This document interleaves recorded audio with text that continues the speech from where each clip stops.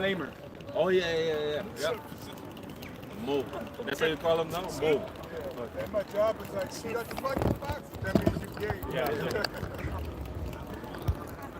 Maar het komt omdat hij hier is zwaar. Dus ik denk dat het tasje net wat te heavy is voor. Gewoon een box steven. Mag ik ook een Ik box? ga alleen maar box. Ga alleen hem geven dan. Ik ben hanging like Ja, Ah, toch? Elisa, kijk. Die ben hier ook. Eliezer. Mooie naam. Dankjewel. It's Lazarus. Ja. Nee. Ja? Yeah. I made a video about it. Eliezer. Who the Most High helps. Lazarus. Who the Most High helps. Nope. Lazarus betekent help. Ja, in. Eliezer. Ik dacht, het was een van die brothers en kinderen op mijn langs of zo. Ik ken hem niet. Hij komt gewoon bij hem.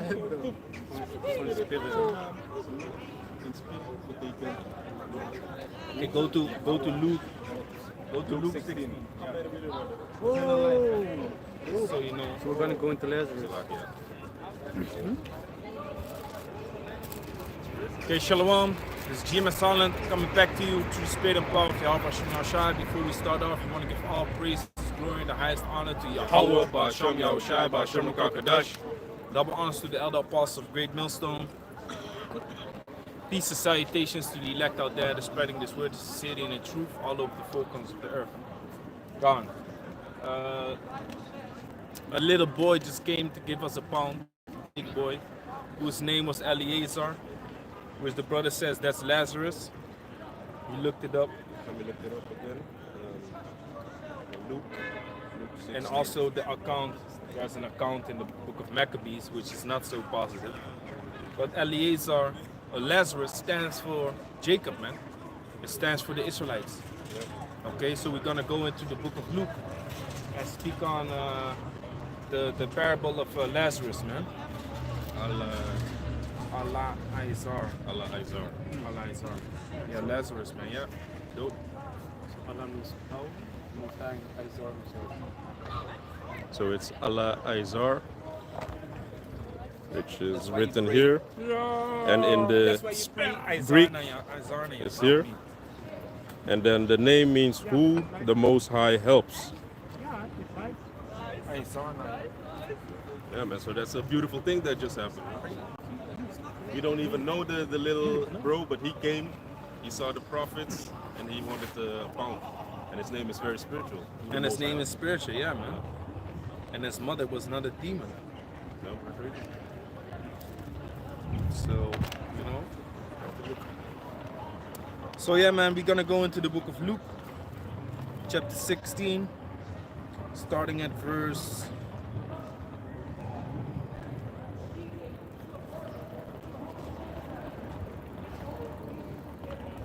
19. This is Luke chapter 16 and verse 19. There was a certain rich man which was clothed in purple and fine linen and fared sumptuously every day. Yeah, man, give me Psalm 73. Okay, and give me John 4:7. Okay, there was a certain rich man who fared sumptuously, man. Okay, you look up the word sumptuously.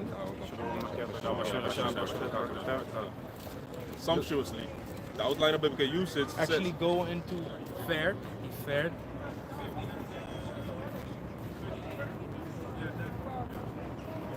fared. The outline of biblical usage says to gladden, make joyful, to be glad, to be merry, to rejoice, to be delighted with a thing, a good frame of mind, fair, make glad, merry. Happy, joy. He has joy, continual joy and pleasure. Go on. And sumptuously, in the outline of biblical usage, says splendidly, magnificently, sumptuous living, luxuriously. That's right, that's right. So he is joyfully and he has a lot. Okay, sumptuous, full of pleasure and abundance. That's how the rich man was living. Now this is a parable which this stands for Esau, man. Okay, the so-called white man that is in rulership right now. Give me Psalms 73. He already has it. He was supposed to grab it. Psalm 73. And you John 4. John 4 and 7. 73 and 1. This is Psalms 73, verse 1.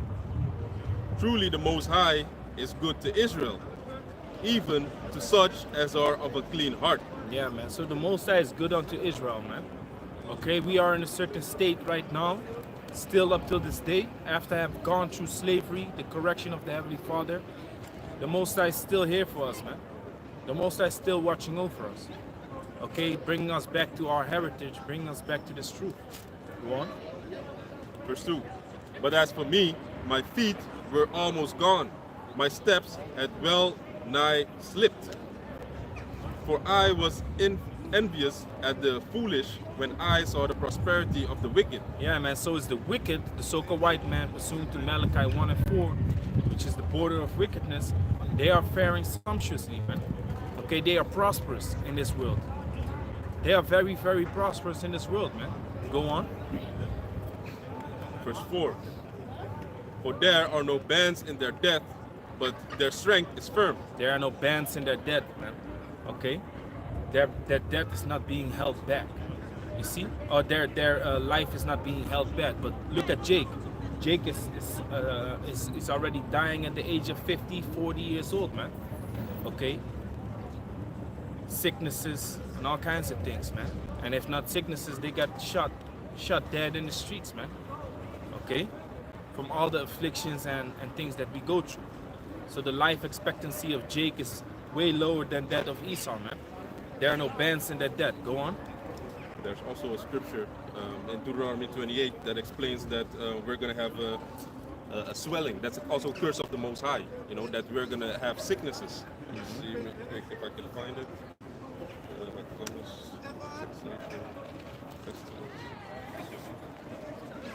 Yeah, this is Deuteronomy 28, verse 22. The Most High shall smite thee with a consumption, and with a fever, and with an inflammation, and with an extreme burning, and with the sword, and with blasting, and with mildew, and they shall pursue thee until thou perish. Exactly, yeah, man. So Jake is suffering a lot of ailments, man. Jake is suffering a lot of ailments. Even Jake in this truth, you see? Because that's a curse that has come upon us, man. It's a curse. Okay, so the life expectancy of Jake is way lower than that of Esau. And if Esau is suffering these sicknesses, guess what? They have the money to save themselves, man. There was this one, a Rothschild or Rockefeller, I don't remember. David, was it David? David Rockefeller. He had something like 5 or 6 heart transplants, man. Okay, but eventually he still died. But what? He became like 105 years old or something? Mad demons, man. Demons on these people. Mad heart transplantations, man. Yeah. And if these people that have money, they opt for transplantation, they try to receive organs from Jake. Yeah. Because it's way stronger. Exactly. That's what they show you in that movie, Get Out. Okay, these rich Edomites transport their spirit into the body of Jake, man. So when a real Jake pulls up to the house, he's looking at his fellow Israelites like, hey, y'all strange, man. What's wrong with y'all, man? That shows you Romans, give me Romans 8 and 16. That shows you, man. That movie shows you like, hey, if there's a different spirit on a man that looks like a Jake, Jake will recognize it immediately, man. Like, hey, why you acting so funny, man? What's wrong with you, man? Read. This is Romans 8, verse 16. The Spirit itself beareth witness with our spirit that we are the children of the Most High. You see that? The Spirit itself bears witness that we are the children of the Most High. So you can look at Jake, mannerisms, ways of acting, ways of moving, that he's an Israelite, man. Okay, the moment that the spirit of these people that look like Jake in the movie was something else, you saw that Jake was not having it, man. He's looking at them like, hey, something's wrong with you. Now, I explained this also in the live stream. When was it? 2 days ago? You know that in the yeah Thursday back in the world there was this one dude that called himself Cabo, a Cape Verdean, which are Jakes. He called himself Cape Verdean, but really his father was an Edomite. And us Jakes, the group was full of Jakes. We always felt that something was wrong with him, man. That was that spirit of an Edomite, man. When we was spitting flows and rapping and stuff like that, and he would drop a few bars, we would look at him like, hey, you off beat, you off tone, off everything, man. You off of everything. You off everything, man. You're just not on point. Because why? You really an Edomite, man. And that's what you find out when you come into this truth. But it's already recognizable when you are not even in this truth, man. Jake recognizes Jake. Real recognizes real, man. Exactly. You see, and when we see, and now in this truth, when we see an Edomite looking person just doing what Jake does, we see like, oh man, this is a Jake. This is a Jake. But when we see an Edomite acting as if he's a Jake, we can see that too. Because that's what you see through the spirit, man. Okay? You don't have to look at his outward appearance because, you know, back in the days of the Babylonian Empire, this shit was already going left, man. You know, the appearance of Jake. Nehemiah had to cuss Jakes out, talking about what are y'all doing, man? Y'all going up into Moabites, Philistines and Ammonites. Y'all children are totally losing what their heritage is all about. You don't have to go there. So yeah, man, go on. I wanted to add a little bit of something that you were speaking about. That also Queen Elizabeth from London. She is also using blood transplants and stem cells. Stem cells, yeah. Of Jake, and that's what these elites do. That's what the rich of Esau do.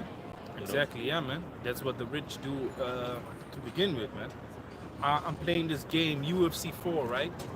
And in that game, when you get an injury, you have to cure the injury. But you have a certain amount of weeks that you can train before the competition, before the fight. So when you get an injury, it takes away days from your training week. So you want to pay for the highest treatment, the highest treatment, so that the days will not expire. So I was checking in the list because usually I just select, grab an ice pack, put the ice pack on it, and done. But now I was going through the list of Medicare, and then it said stem cell, stem cell treatment. It's like, oh shit, and it was the most expensive. But that's what they use, man. They be using stem cells to speed up the healing process, man. And whose stem cells are they using? They're using the stem cells of the females that commit the most abortions, man. Which that's Jake. Or also, if a child is brought to life, then they use the placenta that also has stem cells in it. Yeah. So they ask, do you want to destroy it, or do you want us to use it for medical research? Medical research, exactly. No, but they don't even say medical research. They say that they're just gonna throw it away, which that's a lie. Okay, everything is useful for these devils, man. They even eat it. They even eat the placentas, man, of Jake. You see that in the series, I think Keeping Up with the Kardashians. They prepare a whole meal around their placenta. Yeah, because they're a bunch of witches anyway, a bunch of demons. Go on. It's Psalms 73, verse 4. For there are no bands in their death, but their strength is firm. They are not in trouble as other men, neither are they plagued like other men. Yeah, man, which that goes back to the mark of Cain, man. Go to the mark of Cain in Genesis. You just read on. Just read that today also. You know, that goes back to the mark of Cain. They are not in trouble as other men. You see? They are being taken care of because the Most High put them in that position, man. That they will fare sumptuously for a moment, that they will be prosperous for a little season. The Most High has prophesied that, so there's nothing we can do about it. That's why Asap said my feet were almost slipped, man. You know, I almost went off because of the irritation, the vexation, and the jealousy I have towards these people, man. Because he wanted Israel to be in that position. He wanted Israel. He wanted the righteous to be prosperous, and not these devils. You see? But guess what? We accept that these devils are basically in world leadership right now, because hey, it's prophecy and it has to come to pass, and we just you know, following along with the script of the Most High until all these prophecies come to pass. Esau is the end of the world. Jacob is the beginning of it that followed. Give me Genesis. Yeah. This is Genesis chapter 4, and starting at verse 13. No. And Cain said unto the Lord Yahweh, my punishment is greater than I can bear. Behold, thou hast driven me out this day from the face of the earth, and from thy face shall I be hid. And I shall be as a fugitive and a vagabond in the earth, and it shall come to pass that So this is the mark of Cain. He killed his brother. He murdered his brother. The Most High put the mark upon him, which is leprosy, which that mark of leprosy came back through the reincarnation upon Esau. You know, when Rebecca gave birth to Jacob and Esau, man, that mark of Cain came back, and Esau is the first albino that is born in the earth, man, because Cain became an albino. Okay, Cain became an albino, but he wasn't born an albino. You see? Go on.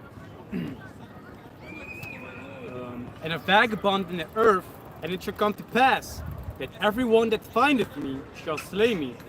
And the Lord Yahweh said unto him, therefore, whosoever slayeth Cain, vengeance shall be taken on him sevenfold. Yeah, man. Whosoever slayed Cain, vengeance shall be taken on him sevenfold. So, Cain is not in trouble as other men, because he has like a protective shield around him, man, of the Most High. Okay, he's being protected by the Most High because he stands out. Really, he's the minority, man. He teaches otherwise. He teaches that he is the majority, but really he's the minority, man. This wasp, man, it's creeping all over me. Anyway, so he's the minority, man. So whosoever slayed Cain, you know, shall be in trouble sevenfold, man. Go on. And the Lord Yahweh set a mark upon Cain, lest any finding him should kill him. Yeah, man. So the mark was placed upon Cain so that everyone would recognize him, being the first albino in the earth, man. This is Cain. Look upon him and realize this is him. Don't touch him, because you will be in trouble. Okay, and that same spirit is upon him today, man. Okay, he's still being protected. All right. Yeah. This is Isaiah 34, verse 5. For my sword shall be bathed in heaven. Behold, it shall come down upon Idumea and upon the people of my curse to judgment. Yeah, break it down. So the sword, which represents the missiles that the Most High is going to use to bring down, to break, because now he's protected, right? Esau, which here in this scripture it says, it shall come down upon Idumea, and Idumea is the Greek way of saying Edom. You know, so it's the same people, and these are the people on which the Most High has cursed, like we just read in Genesis 4. Cain was the first leprous person, but now, like we were going into, Esau is the one that is reincarnated, but the Most High still has a specific judgment upon him, you know, and that's the missiles, the destruction that's going to come upon him and the people of his curse, you know, which refers to Esau, Edom. And it shall be bathed in heaven, because this is their heaven right now. They are in rulership. So that's what the Most High is going to use. The Most High is going to use the missiles to bring down Esau, people of his curse. Go on. This is Psalm. Oh, you had Job? Yeah, this is Job, chapter 20 and starting in verse 4. Knowest thou not this of old, since man was placed upon earth, that the triumphing of the wicked is short and the joy of the hypocrite but for a moment? Yeah, man. So realize, and that's the same thing that Asap had to go through, is realizing that the prosperity of these devils is not gonna last that long, man. It's just the Most High is giving them the pleasure and the rulership right now to take it away from them later, man. To snatch it away from them later. You see? Snatch it away. That's what the Heavenly Father is gonna do, man. That's why it says in Daniel, the saints of the Most High shall take the kingdom. Okay? Esau is gonna be so abruptly in a low position. That's why it says the stars of heaven shall tremble. Give me Matthew chapter 24, verse what is that? 29. No, you grab it and you go back to the Psalms. Come a little bit closer. Understand? Far off. Yeah, I wanted to say that afar off, but you have to be brought nigh, man. Yeah, that's the Gentiles, the Israelite foreigners. Yeah, go on. Psalms. Psalm 73, verse 6. Or verse 5 again. Actually, read Matthew first. Let's just get it over with. This is Matthew chapter 24, verse 29.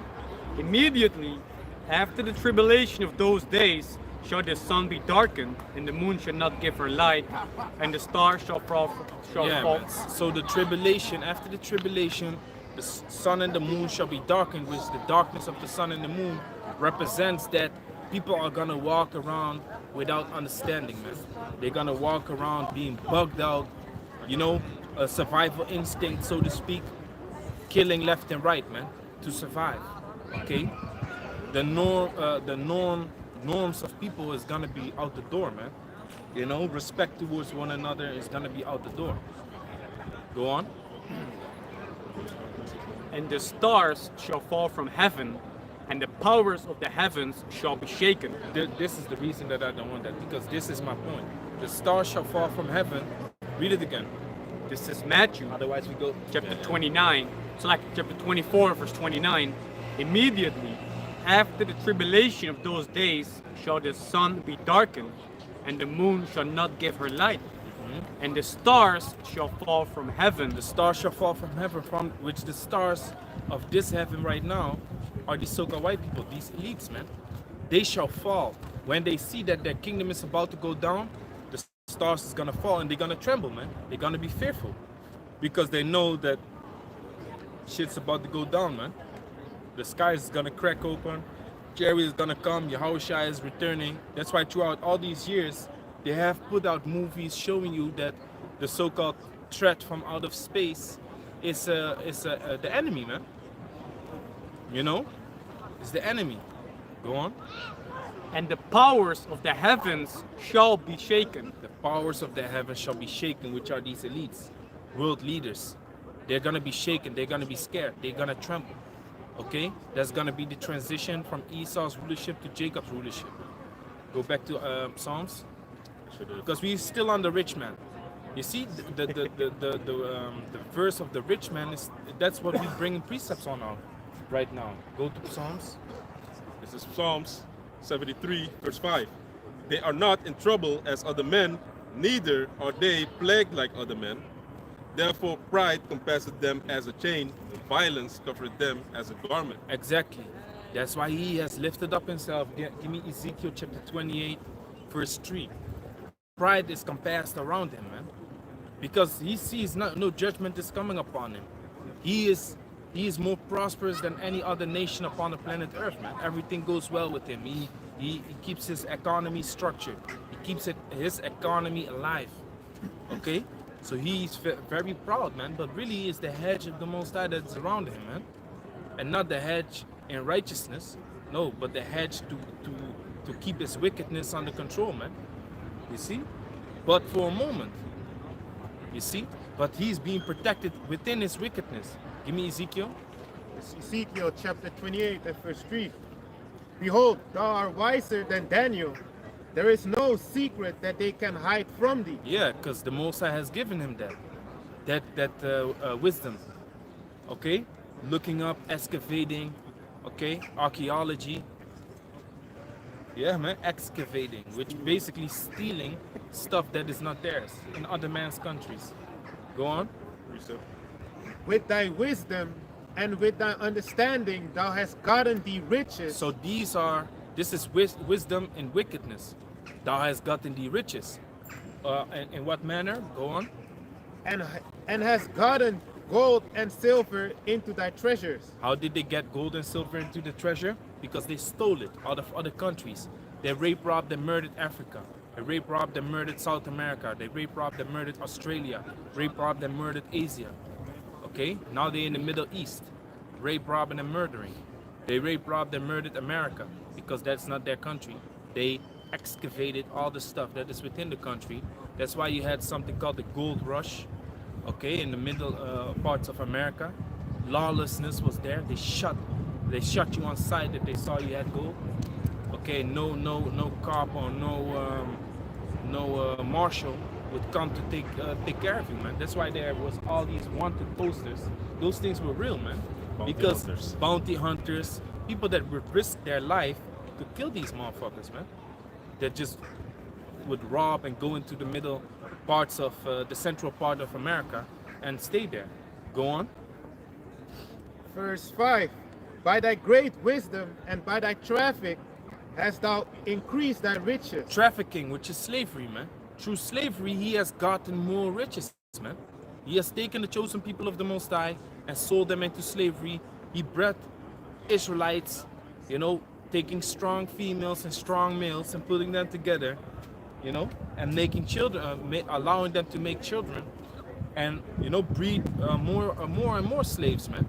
Because according to the scriptures, even when a child is being born on the plantation, basically it's of the slave owner, something to that effect. Yeah, that's correct.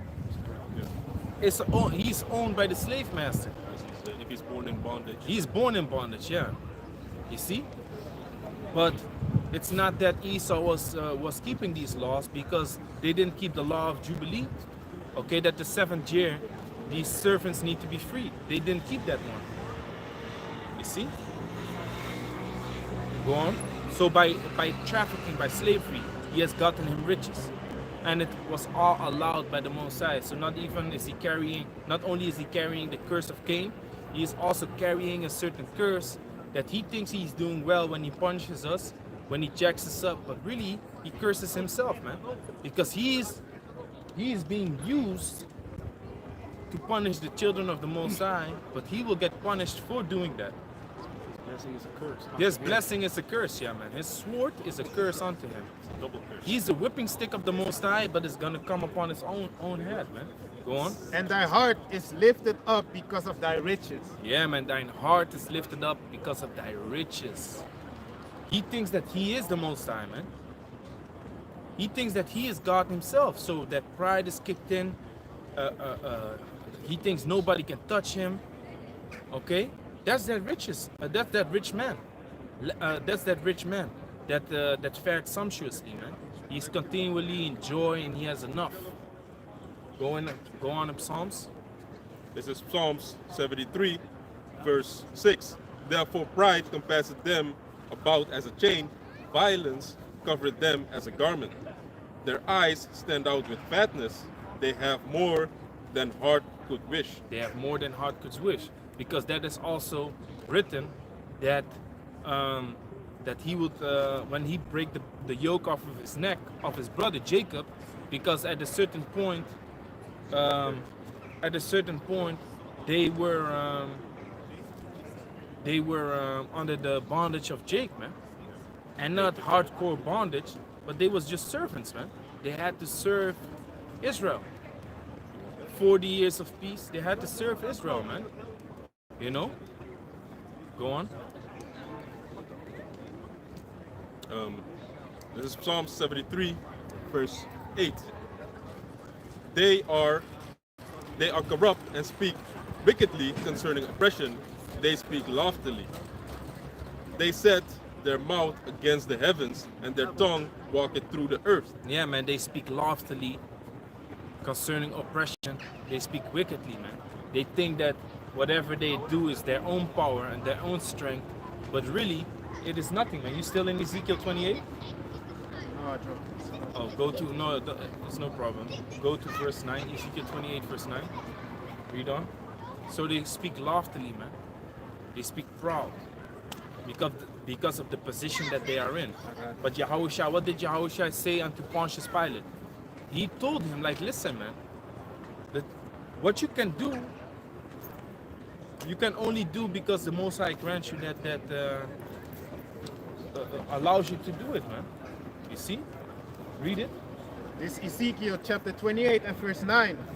Will thou yet say before him that slayed thee, I am God, but thou shalt be a man, and no God, in the hand of him that slayed thee. Exactly. Thou shalt be a man and no God in the hand of him that slayed thee. So the Most High is gonna bring him low in due time, man. And like I said, that's something that Asap had to realize also, because it's gonna say that he went into the sanctuary and then he understood their end. Then he was meditating upon the fact that these Edomites would be in this position for a short period of time, so that the Most High eventually after that could destroy them even harder, man. The Heavenly Father is gonna destroy these Edomites so hard that they will be exterminated, man. Do you even realize that? They will be exterminated from the face of the earth. There's people is gonna say like, hey, where are these Edomites at? They're gonna be gone, man. That Edomite race, it's gone. Doesn't exist no more.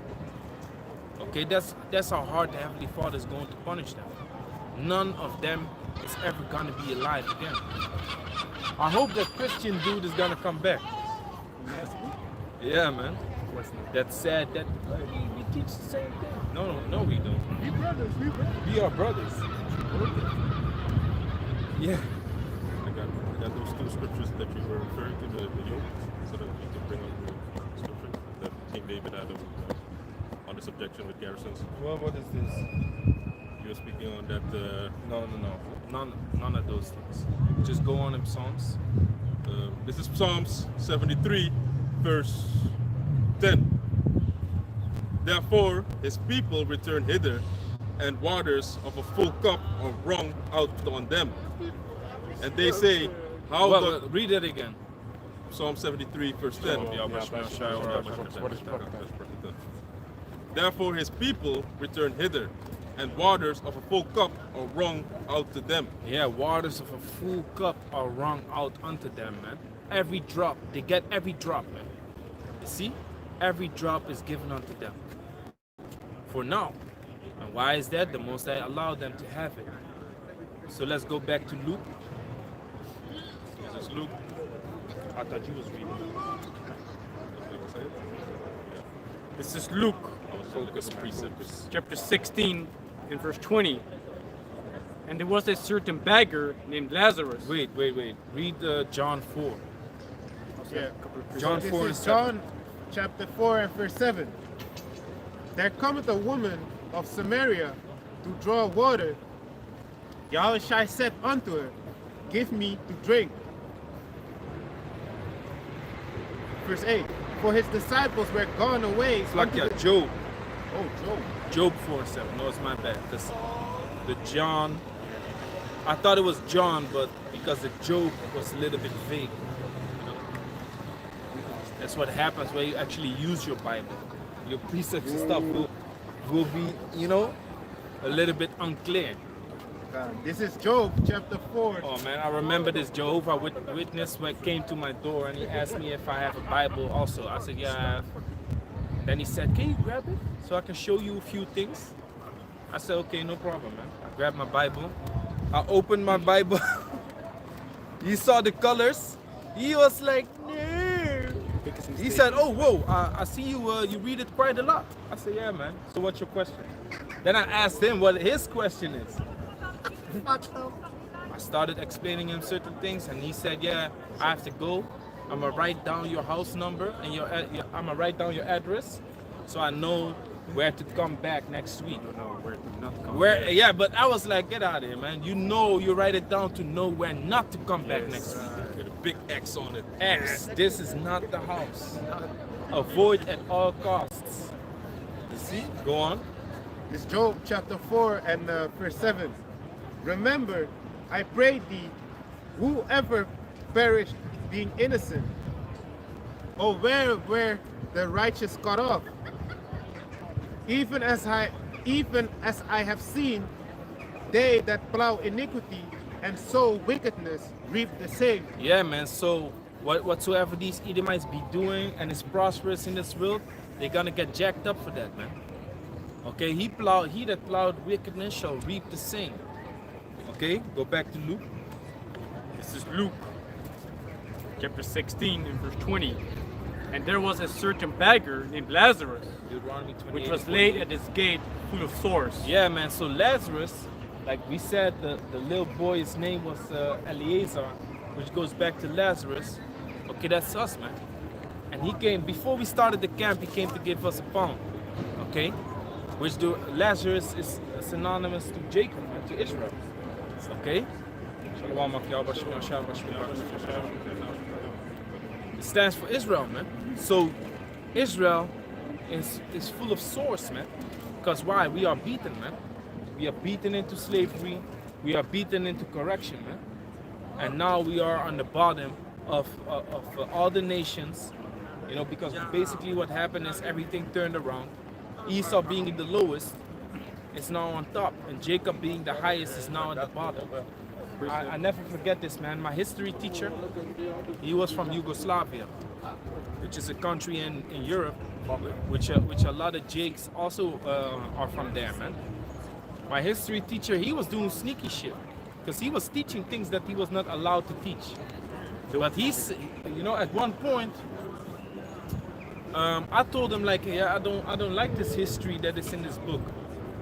And he started debating with me why I think that way and stuff like that. I said, because this is not my history. I told him it's not my history. He said, yeah, you know what? And the Edomites from the class started laughing a bit and stuff like that. And then he said, yeah, I understand where you're coming from. You know what? The way that this world should actually be set up is the other way around. And then the white kids was quiet. And then he looked at them and he said, actually, the black people, they should be on top. He said the black people should be on top in all actuality. And the white people should be at the bottom, man. That's how it naturally has to be. You know? He said black people on top because they are the wisest and they're the strongest and the most talented. And then Chinese and he named the list how he thought that, you know, the true balance of the earth was, and the so-called white people at the bottom, and all them kids was quiet, man. And I was looking at them like, hey, you interesting, very interesting guy. This drop over saying that in a class full of Edomites. Yeah, and Pete, the Edomites was of course looking at him like, what you talking about? You white yourself. But I believe he was a Jake, man. He was a Jake, very wise man, you know. But a lot of history teachers risk their jobs over time, man, because a history teacher is a man that loves history, and if he sees that true history is not being brought out at the school, he's gonna kind of teach what he wants, and then when children come home and hear that the parents say that they have been taught otherwise, you know, they might complain and go to the school, you know. That's why this job as being a history teacher is completely off, man, because a man that is interested in history, he will dig into it, man, and find out that a lot of history is just written by the oppressor and not the oppressed. It's his story. It's not truth. Go on. Yeah. Deuteronomy chapter 28 and verse 45. Moreover, all these curses shall come upon thee, and shall pursue thee, and overtake thee till thou be destroyed. What are you reading? Deuteronomy 28 verse 45. Okay, read to 48. Because thou hearkenest not unto the voice of the Lord Yahweh thy power, to keep his commandments and his statutes which he commanded thee. And they shall be upon thee for a sign and for a wonder, and upon thy seed forever. Because thou servest not the Lord Yahweh thy power with joyfulness and with gladness of heart, for the abundance of all things. See that? That's why we became the beggar, man. That's why we became Lazarus, full of sores, because the Most High jacked us up because we did not serve him in all righteousness and in all joy. Okay, we wanted to do our own thing, man. We wanted to serve, you know, the gods of these heathens, man. Go on. Therefore shalt thou serve thine enemies, which the Lord Yahweh shall send against thee in hunger, and in thirst, and in nakedness, and in want of all things. And he shall put a yoke of iron upon thy neck, until he have destroyed thee. See, so our enemy is the rich man, which is Esau. He has put a yoke of iron upon our necks. Okay, physically and spiritually right now, that yoke is still upon our neck, man. You see? That yoke is still upon our neck up till this day. Okay? Until he had destroyed thee, like it says. Now the word destroy goes into being destructured. The structure that we once had is completely broken down, man. Okay, that's what the so-called white man did by the commandment of the Most High. Okay? By the commandment of the Most High, Esau destructured us, man. Broke us down completely. And still up till this day, he's breaking us down, man. Also during the 80s, the 70s, the 80s, he did, what is this technique called again? Setting up the wife against the husband. Feminism. Divide and conquer. That's his tactics, man. Okay, if he creates division within a household, then he's gonna easily overtake it. But if husband and wife are tagging together, you can't break it down, man. You see, two captains on the ship is gonna sink, man. So now when he gives the woman all the authority and all the power, and basically the so-called white man said to the woman, if you leave your husband, you're gonna get more benefits than when you stay with him. If you stay with him, you're gonna have to pay the daycare. You gotta have to pay everything yourself, man. You don't get a single mother I call that benefits. You lose all these benefits, man. You see? So it's better for her to be a single mother. Why? It's with sugar. Got a priest back. Yeah.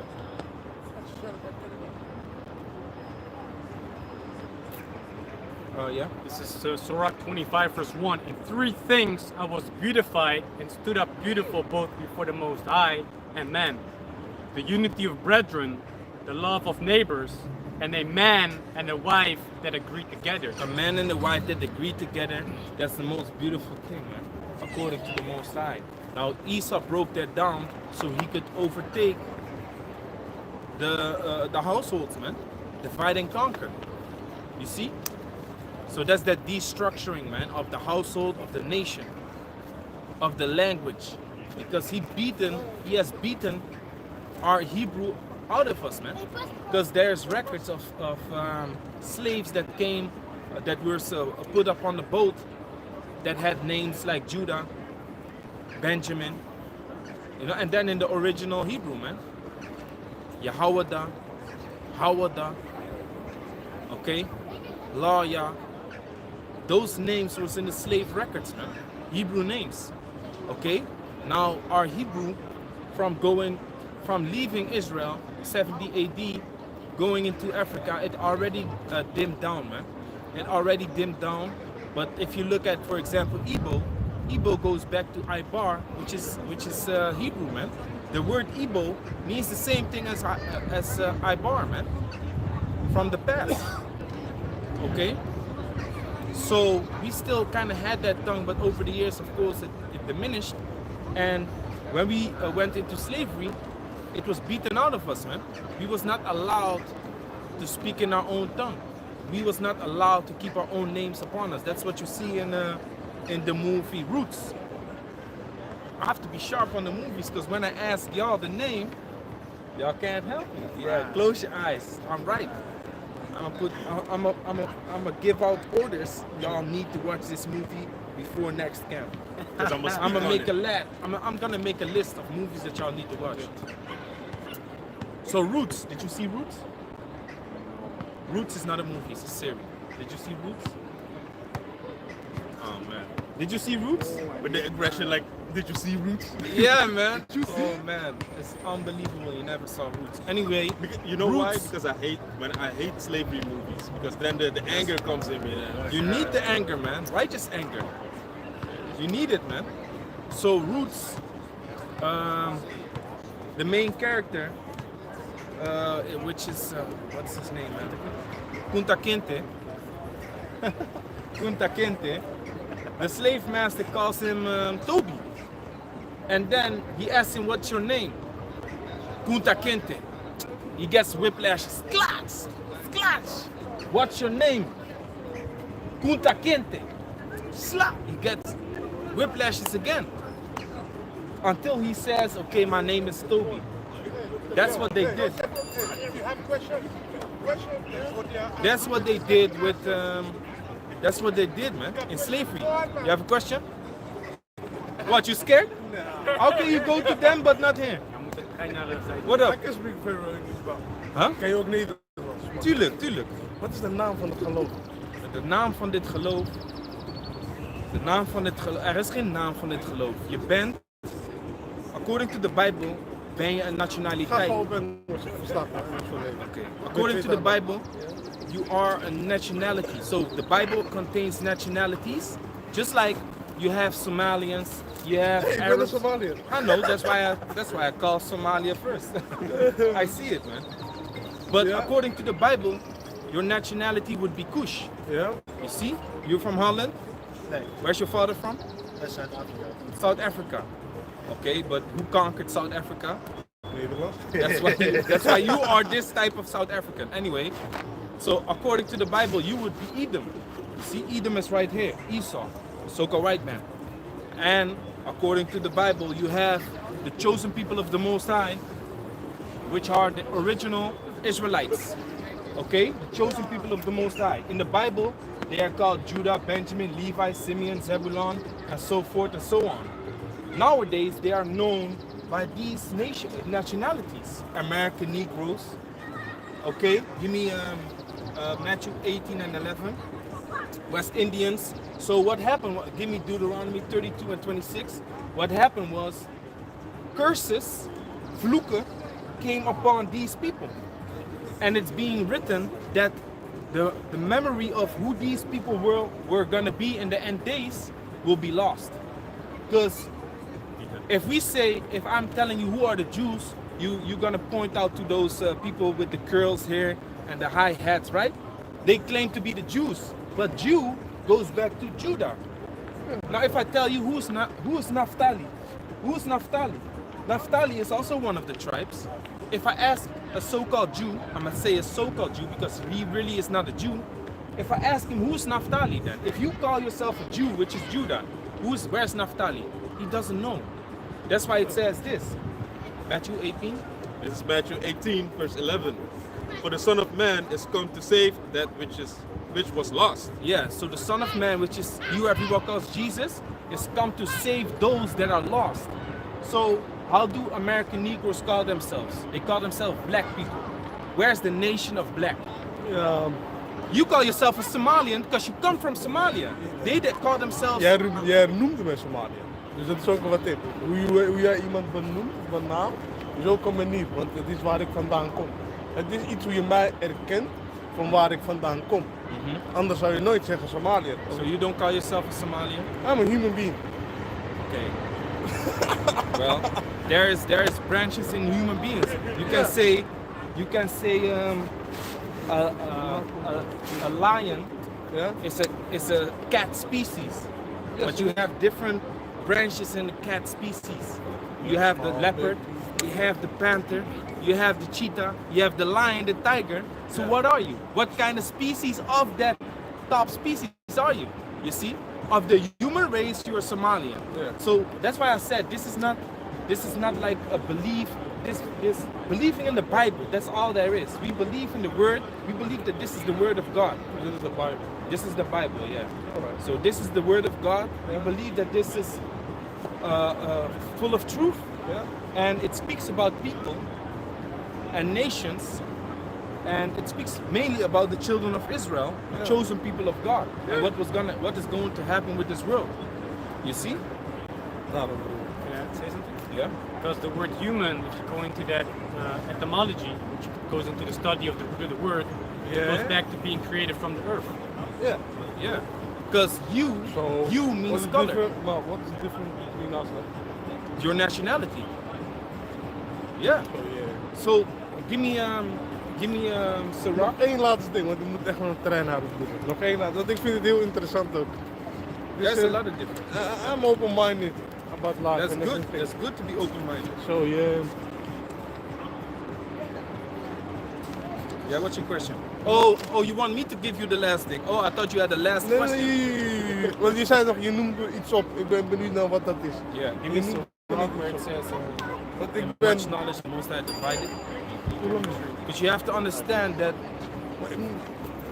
if you there's a certain law that says Mag je roken trouwens? Kan ik roken? you can smoke all you want, but if it's gonna bother us, we're gonna tell you to step back. Hey, is het hier goed? Do you eat pork? Nooit. But do you know that there's pork blood in the filter of cigarettes? Pork blood.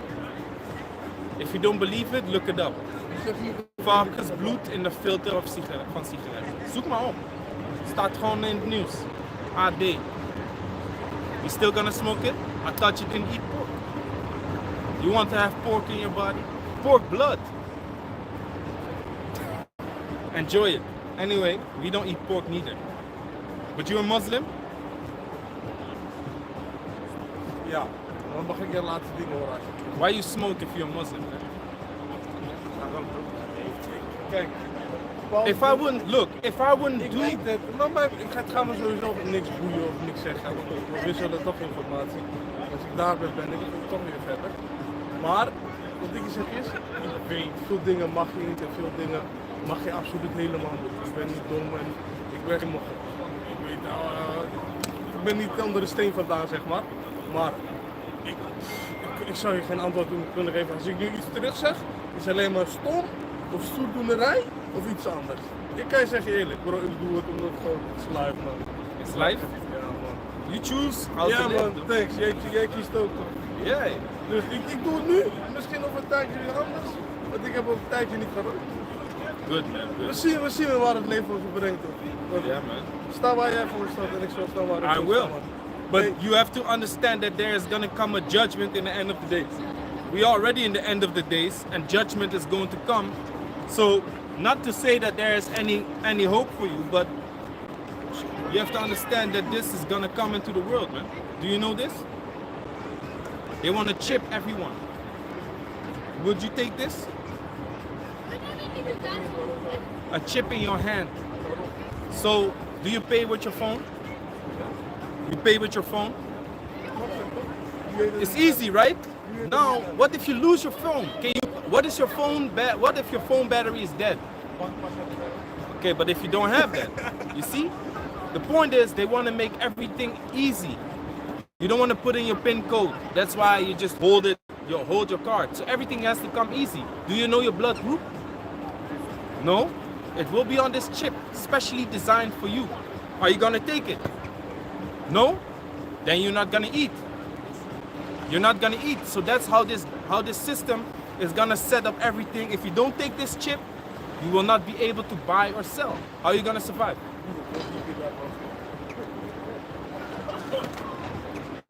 I will see you down here. Because the scripture says heaven will come upon this earth, man. veel plezier nog. Ja, man. Dank je. Heel sterk, man.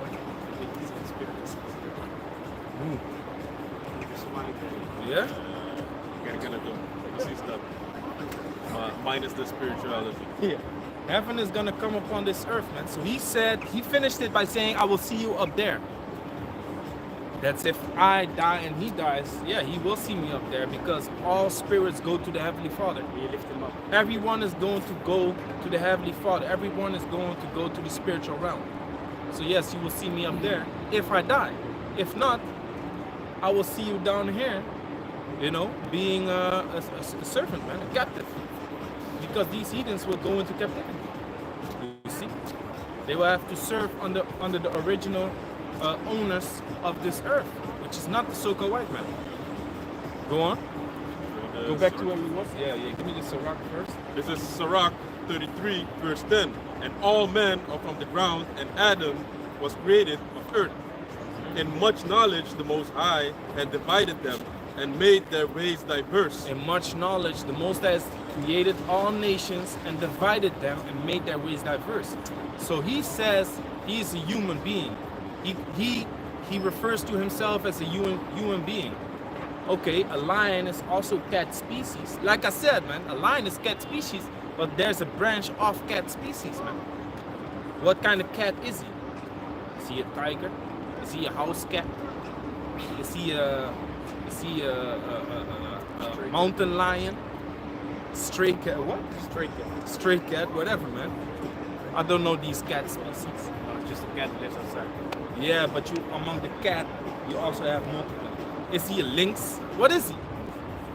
He's a cat, yes. But what species of cat is he? You see? So he calls himself a human, but I say humans are divided into multiple groups. One that's a descendant of Cush, one that's a descendant of Shem, one that's a descendant of Japheth, man. I actually have to say one that is of Ham, Shem, or Japheth. You see? What are you? If it's not important, well, you have to understand where you come from in order to know where you're going. If I don't know whether your line goes back to Shem, Ham, or Japheth, I cannot tell you where you're going, man. But guess what? I did a quick analysis. That's why I said Somalian, because I already knew that he was a Somalian. He said, oh, I'm a Somalian. How do you know? Look at your face. See it instantly. Anyway, Baghdad dude, let's go back, man. The people that he cursed. It's also precept. No. I knew that already, but go on. This is Luke chapter 16 and verse 21. And desiring to be fat with the crumbs which fell from the rich man's table. Moreover, Slakia. Before we go on in Luke, we need to bring out the precepts that were asked. Haggai 1 and 6, Sirach 40 and 1. Of course. It's one of this is in the core. What's funny also is this whole lesson. I made it yesterday and I was looking for the star scripture and I went to Revelation 6, but those stars were the missiles and I was looking for that one that you just quote. That the stars in heaven they shall tremble. And I also did the first shall become last, like you were going into the okay. the teacher said it's gonna be right side up. That's Rock 40.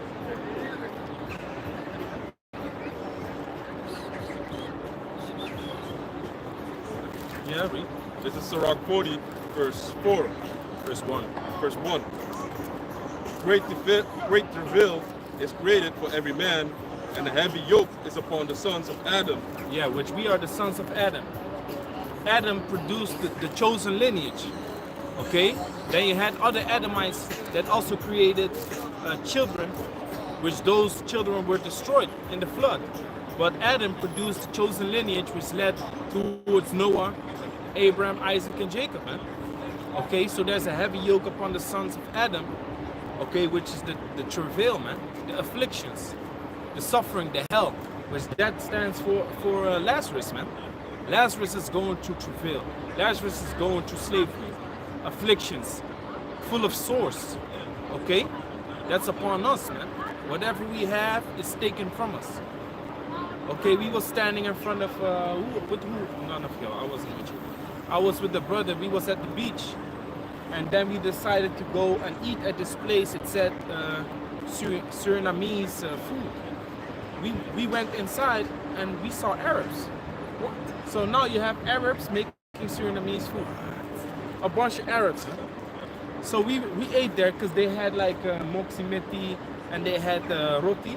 But then the rest of the menu was lahmacun, you know, which is the Turkish pizza, kebab and stuff like that. Bullshit, man. So they take what actually is ours, they even take that from us, man. And that's also what it says here. Read on in Luke. This is Luke chapter 16 and verse 21. And desiring to be fat with the crumbs which fell from the rich man's table. Yeah, we want to eat also, man. We also want to have a little bit something to ourselves so we can, you know, be a little bit prosperous too, man. But guess what? The curses are upon us, so we can't be. Give me in Deuteronomy 28 where it says they shall grope at noonday. You see, so we can't, man. We trying to grab hold on a little bit of stability, but it's not given because we went off, man. We sinned in the sight of the Most High. You see? So we desire to eat from the crumbs that fall from the rich man's table. So Esau has everything, and we want a little bit among everything that he has. We want to have our own store or whatever, but then these heathens come and they take it over and they put our name upon it. So you think you're going into a store that has your Caribbean food or that has your South American food, your Latino food? It's a bunch of heathens, man. When was it? Wednesday. I went into the city with my oldest son, and I saw a big sign, Latino soul food. I heard the salsa. I was like, hey, let's go. Going inside. Esau is the owner. Dominican females in the kitchen flipping up the food. And I was like, so really? So what does Esau do? Esau takes the name Latino soul food. He puts Latinos in the kitchen to make sure that he makes the Latino soul food, actually, because he can't do it, yeah. So it's authentic. So when you eat it, you be like, yeah, this is Latino soul food, but really, Esau Esau is taking the benefits off of luring South American people to that restaurant. He's taking all the benefits off of it, man. So under the banner Latino soul food, he's making money. The same thing goes for Elon. Elon making money on saying Surinamese food. Okay, Chinese people and Japheth is making money on saying Caribbean food. They have nothing to do with this, man. You see, they only live in the land and they reap the benefits off of the country, man, or the islands. So they take whatever we can make money with, they take it from us. If you go to Aruba, which that's where my roots, so-called roots, middle roots, because my roots is from Israel, of course, but you know, in slavery, my family line was brought to the island of Aruba. If you go there, you used to have main road, which that's where you have the tram, go through it. That's why you have these little Arubian stores, okay, which used to be, it's in Orange City. It used to be the middle point of Aruba. And that's where Jake would set up his little market, set up his little store, his business, selling fried bread, which is we call Johnny cake, or pastici, with chicken inside, fried bread with chicken inside, or fish or whatever. Jake would make his money then. What did Esau do? Americans invaded Aruba and looked at it and like, oh, this is beautiful. We can set up business here. He created his whole own city, close to Eagle Beach. He set up his whole center with Gucci, Prada, Louis Vuitton, and all this kind of crap. He set it up over there, and then people think that that's the center. So they don't go into the real center of the city no more. They don't go to Orange City no more to buy the things from the locals. No, they go into the Louis Vuitton, Gucci stores and stuff like that. And there's a big supermarket there, Ling and Sons. Ling, who the fuck is Ling? You already know who Ling is.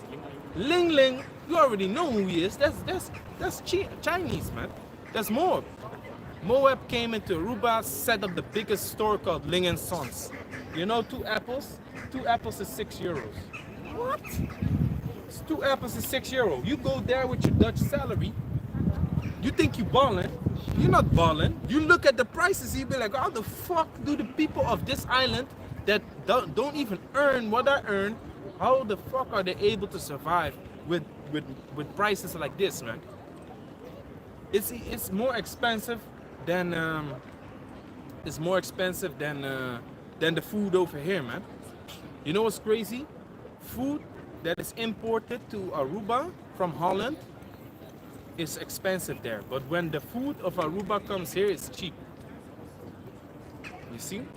So that's not right, man. That's not right. So Jake is going through all these afflictions. Give me Haggai 1:6. This is Haggai chapter 1 and verse 6. Ye have sown much and bring in little. Ye eat, but ye have not enough. Yeah, we work our asses off, man, but we bring in little. Read. Ye drink, But ye are not filled with drink. Ye clothe you, but there is none warm. And he that earneth wages to put it into a bag with holes. Exactly, man. So we make a little bit of something, but whatever we earn goes into a bag of holes. So it goes in one way and goes in on the leaves on the other, man. He said, Before your money hits your bank account, okay, 50% is already taken, man. You never even saw it, man. You see, you never even saw it. Read your precept. this is Sirach chapter 31 and verse 4. The poor laboreth in his poor estate, and when he leaveth off, he is still needy. You see? So you get your salary, 40% already goes off. So you see what you actually receive, which is your netto income. Then you look at all the things that you're gonna have to pay for this month. So you start paying it. That's 700 euro for the rent. That's 150 euro for your health insurance. I have to pay, me personally, dog food, 100 euros, gone. Then the water, 40 euros. Your car insurance, 80 euros. Your road tax, another 80 euros. Gas, it's another 400 euros a month on gas. 500 euros maybe. Then your groceries is like 500 euros a month. Okay, maybe even more now because the prices in the supermarket is rising also. So if you think about it, man, I named a 700 euro rent.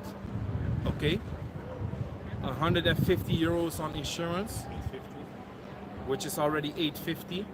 Then car insurance, which is 80, around 80, and then also road tax, which is also 80. Let's make it 100. That's 200. So that's already, you're already in the 1500s, man. Food, 500, which makes it, so you gotta at least earn like 2,000 euros netto a month, okay? And then you have children, take care of your children, buy clothes and stuff for them. You might have debts. You might have children and you're not together with the woman no more. So here in Holland, it's like, okay, there you go, 180 euros for one child, 180 euros for another child. Oh, this is a newborn. We start low, 120 euros.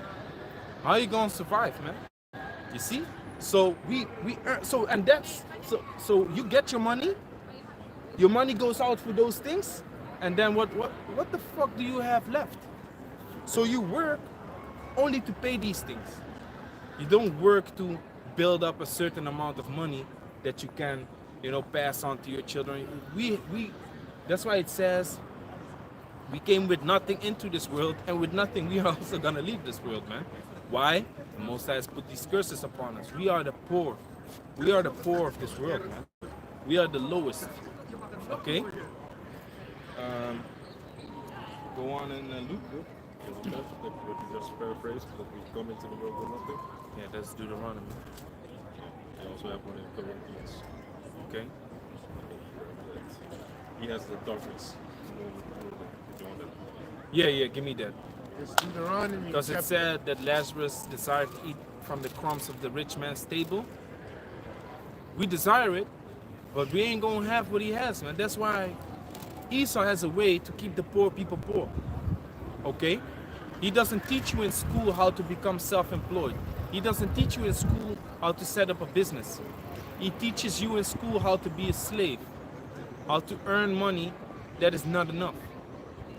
Okay? He shows you the housing market. He doesn't tell you to put money in investments and buy a house and rent a house. He doesn't teach you that.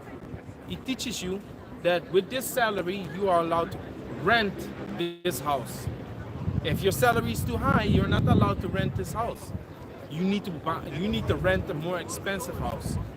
Meanwhile, you want to save money, so you want to rent a cheap house or room. You don't need a big ass crib. He says, no. You need to get a house according to your salary. Why? So you become poor. He wants you to stay poor. This Deuteronomy chapter 28 and verse 29.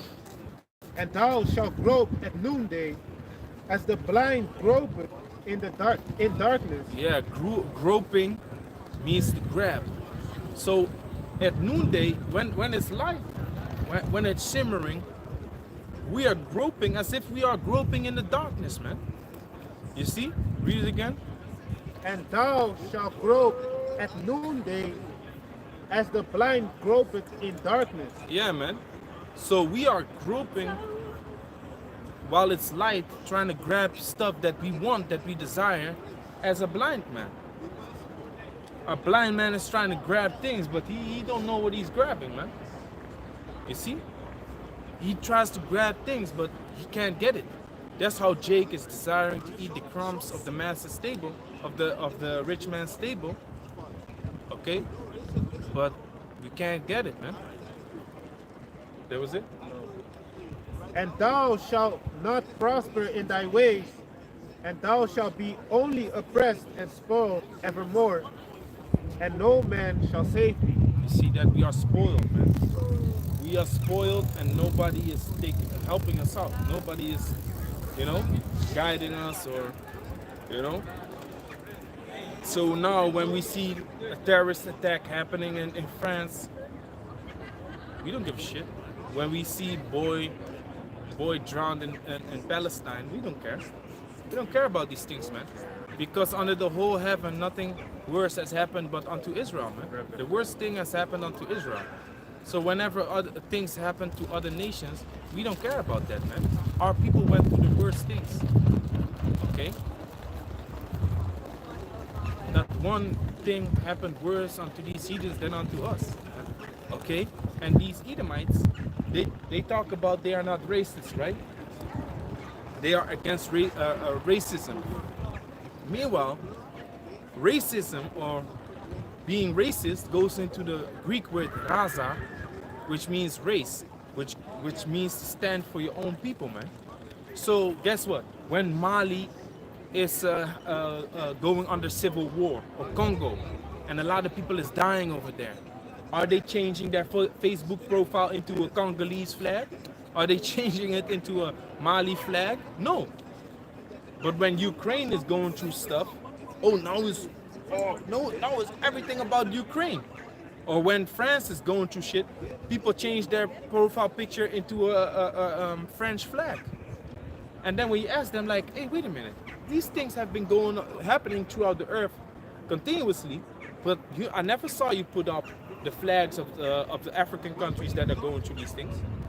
Yeah, because it's different, because now it comes close. What you mean now it comes close? Yeah, it comes close to us. No, it has nothing to do with coming close. It has everything to do with you associate yourself with those people in France. You the same people. They are in trouble. It could have been you also. Okay, so you prefer your own nation above other nations because really you don't give a shit that you have African people with flies on their eyes and stuffed up bellies because they are lacking food, man. You don't give a shit about that. But when you see it happening to your own race, then you care. And that's why you put up that flag. So you stand for your own people. Okay, when there's a job interview and you are the CEO and the Edomite comes and the Ishmaelite comes, you will choose the Edomite above the Ishmaelite. Now, if the Edomite doesn't come, you're gonna see an Ishmaelite working in the store. But as soon as a lower educated Edomite comes, he will kick away the Ishmaelite and take the Edomite, man. That's just how it goes. He will choose his own people above other people. Okay?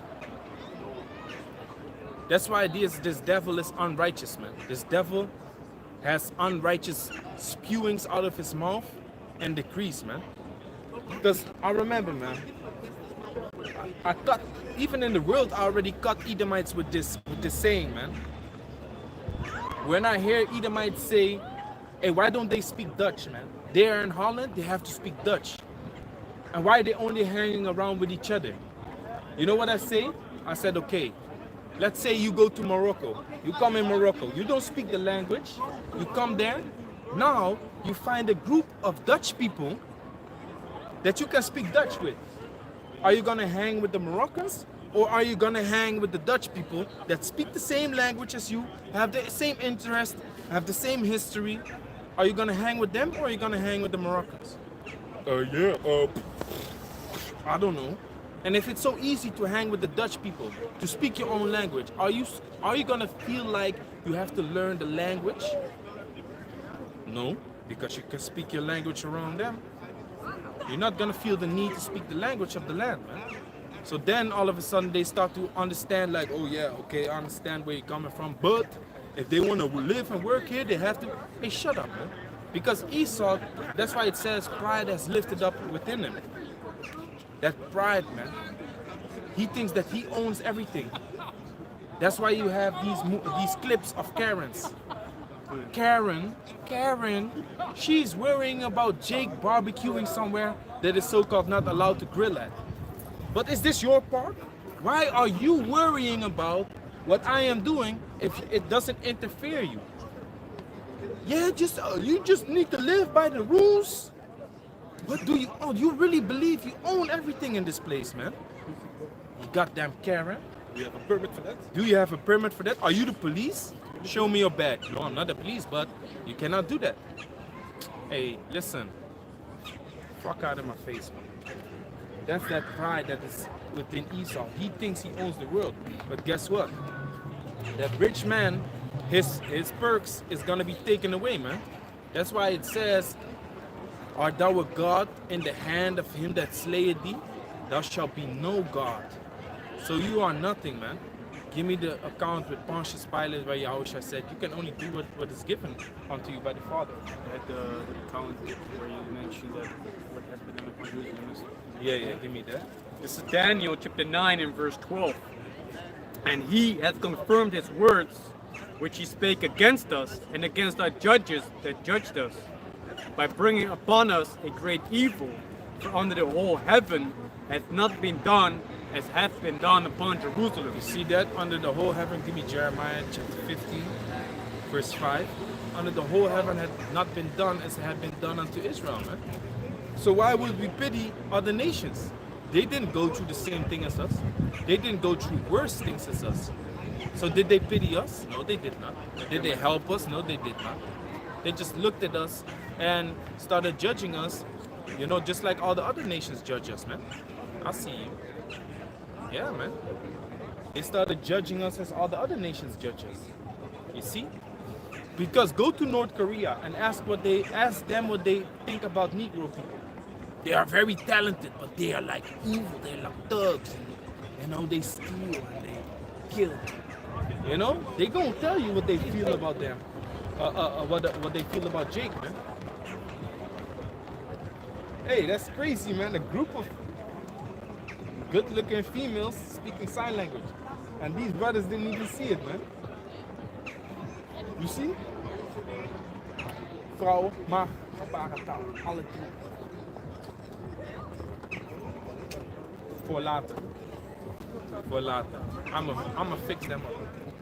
You have precept? This is John 19, verse 10. Then said Pilate unto him, Speakest thou not unto me? Knowest thou not that I have power to crucify thee and have power to release thee? Yahushua answered, Thou couldst have no power at all against me, except it were given thee from above. Therefore he had delivered me unto thee, had the greater sin. Let me read it again. Yeah, exactly. I was already gonna say, like, you need to put pauses in your reading. This is John 19, verse 11. Yahushua answered, Thou couldst have no power at all against me, except it were given thee from above. Therefore he had delivered me unto thee. It doesn't say that. Therefore he that. Oh, he that. But read it again from the top. This is not to mess you up, but the dyslexic. point is above. No, you're not dyslexic. Esau wants to put things in your mind. Esau wants to put things in your mind that is not there, man. You have ADHD. You have you are dyslexic. You are autistic. It's all bullshit, man. You are who you are, and you have different characteristics than other people. ADHD, you have more energy than the normal people, man. Okay, concentration problems, no, You just don't interest in what they have to say. It's you don't care about, because concentration problems. If I have to listen to a boring ass documentary, I lose interest and I go into something else. That movie, Divergent, that shows you it. It shows you there, man. Guess what? The ones that so-called have ADHD, the ones that have more energy, that are more about action, they become the police. The ones that are very into biology and stuff, they become the agriculture. You know? The ones that are more about politics, yeah, the justice, they go there. And the ones that are all about science and about mathematics, they go there. So everyone is being categorized and everyone is being selected on his character. So Esau wants to put a banner above you like it's something negative. No, you just don't interest in these things, or your energy level is higher, or you know, you are more of a dreamer because you're more spiritual, you're more about art. You see, a person that is all about art is not going to be interested in numbers, man. He looks at things in a creative way. But the person that is all about mathematics, he's not going to be creative. He just looks at numbers and he knows how to calculate them. You see? But Esau's a devil. So you're not dyslexic. That was my point. No, man. It's not to roast you or something, but It's John 19, verse 10. Then said Pilate unto him, Speakest thou not unto me? Knowest thou not? yeah, so Yahushua ignored the shit out of Pilate. Pilate came with his authority, asking Yahushua questions, which this was prophecy being fulfilled also, man. Let me read about that. Because the prophecy was fulfilled that he was not going to talk back. Yahushua was going to be silent, man. Read it. This is John 19, verse 8. When Pilate therefore heard that saying, he was the more afraid, and went again into the judgment hall, and said unto Yahushua, Whence art thou? But Yahushua gave him no answer. What verse is that? Verse 9. Yeah. Read the precept. This is Proverbs chapter 16 and verse 10. A divine sentence is in the lips of the king, his mouth transgresseth not in judgment. So that goes into Pilate being in position of authority, you know, having so-called power over Yahushua in that position. Yeah. You know, but not understanding that actually it's the Heavenly Father that was in control. That's right. John 19, verse 9 again. And went again into the judgment hall, and said unto Yahushua, Whence art thou? But Yahushua gave him no answer. Yeah, so Pilate just asked him, where are you coming from? Who are you? Where are you coming from? Give me a summary on who you are. But he didn't even answer him. Yahushua was like, get out of here, devil. Read on. Verse 10. Then said Pilate unto him, Speakest thou not unto me? Knowest thou not that I have power to crucify thee, and have power to release thee? You see that? So he says, don't you know that I am a God? Meaning I have the power. Don't you know that I have the power? So Yahushua, so he was talking. Yahushua was just looking away. Just trying to picture this. Yahushua looking away. Not even looking at him in his eyes. And then he says, don't you know I have the power? Yahushua started looking at him like, huh? And then he said this. Yahushua answered, Thou couldst have no power at all against me. You have no power. You don't have no power. You don't understand.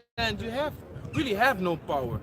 Unless the Heavenly Father gives you. Except it were given thee from above. You see that? Unless the Most High gives you this power to do with me whatsoever you want.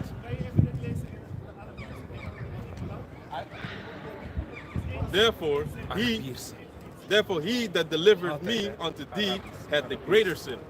Yeah, man. So, hey, you are just being placed in the position because the Most High has granted you the power to jack me up. But he that delivered me unto you has the greater sin, which that was Jake. Jake took Yahushua and delivered it unto the Romans, man. Delivered him unto the Romans. They had the greater sin. You see? But still, that doesn't take away the judgment that is gonna fall upon Esau for doing all these things, man. You see? But what is the reason that these things came upon us from Esau? Because we sinned. And that sin was greater. Okay? Read. Based upon the dumb He was quiet. Yeah. Isaiah chapter 53 and verse 7. He was oppressed and he was afflicted. Yet Yahushua, he was oppressed and afflicted by his people. Go on. Yet he opened not his mouth. He is brought as the lamb to the slaughter, and as a sheep before his shearers is dumb, so he opened not his mouth. So Yahushua didn't speak when the questions were being asked him. He was like, hey, this is the judgment. Because what is a person gonna do that is being brought to court? He's gonna defend himself. He's gonna justify himself so he doesn't get sentenced. Yahushua knew that whatever he would say, he would get sentenced anyway. He's brought as a lamb to the slaughter, man. Which he is the lamb. So Yahushua was like, I ain't even gonna say anything. Plus he knew the prophecy. So that was gonna have to happen, man. You see? So Yahushua, he was like, man, I don't even talk to you. But he did make the point like, hey, you don't have no power, man. You have no power. But that which the Most High gives you. So it's like, yeah, take this L and that's it.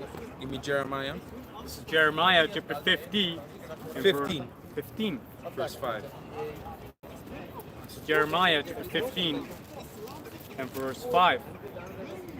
For who shall have pity upon thee, O Jerusalem? Or who shall bemoan thee?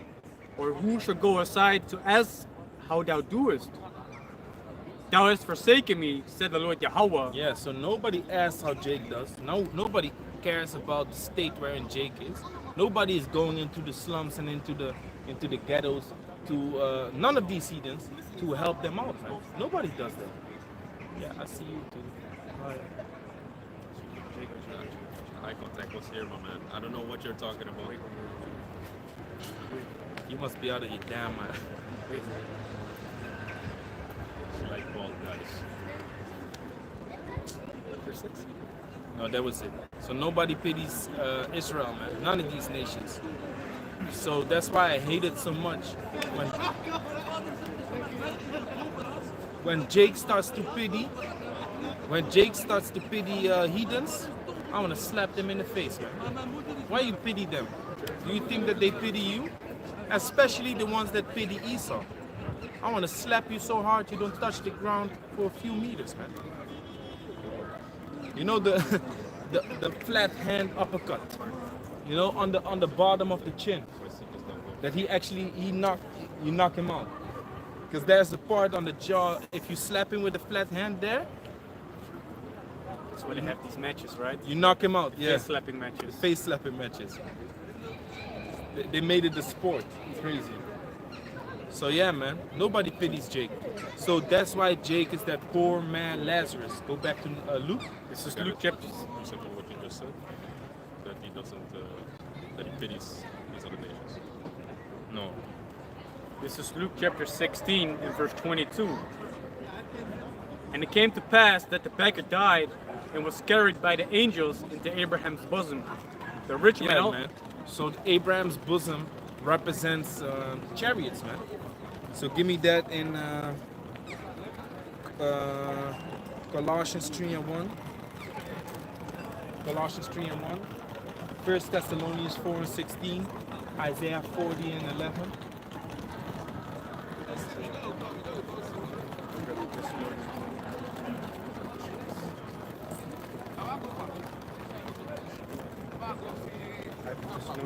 Abraham's bosom is referring to these chariots, man. So Lazarus will be carried in Abraham's bosom because the time of our affliction is done. When the judgment comes upon this earth and death comes to this earth and everything is gonna be renewed, that's when we get carried away in the chariots, man. But for a moment, until indignation is overpassed. Read. This Colossians chapter 3 and verse 1. If ye then be risen with Yahushua, seek those things which are above, where Yahushua sitteth on the right hand of God. of the Most High. Yeah, man. So we look for the righteous things. We look for the heavenly things. We look for what is to come, man, from high, which is the deliverance, man. We look for these chariots. Okay, our life rests with Yahweh Shai, even in our poor state, man. Our life rests with Yahweh Shai. We look for the heavenly things to come, which is heaven on earth, man. Go on. Verse 2, set your affection on things above, not on things on the earth. Yeah, man. So here it is. You have the rich man who is faring sumptuously. He's faring sumptuously. But guess what? We don't look for these things, man. You shouldn't look for these things because why? Lazarus desired to eat the crumbs of the rich man's table, but we shouldn't even be looking for that. Our life rests with Yahweh Shai, man. And our riches, glory, praise, and fame is going to come. But not here, but in the kingdom. Go on. For ye are dead, and your life is hid with Yahweh Shai in the Most High. You see, our life is hid with the Most High in Yahweh Shai. Read the Thessalonians or the Isaiah 40. 40, yeah. You have Thessalonians? 40 and 11. This is Isaiah 40, verse 11. Yeah. He shall feed his flock like a shepherd, and he shall gather the lambs with his arm, and carry them in his bosom, and shall gently lead those that are with young. Yeah, man. So the Heavenly Father is gonna carry us out in his arm, man. Which is the arm of the Most High, are these chariots. Okay, so out of these, we will be delivered with the chariots, and he will deliver us out of this bad predicament, man. Give me Job 5. What is that? Job 5 and 9 or something? 19 on down. 19? 6 and 7 trouble. Yeah, I thought it was 9. Said, Read that first. this is West. Job.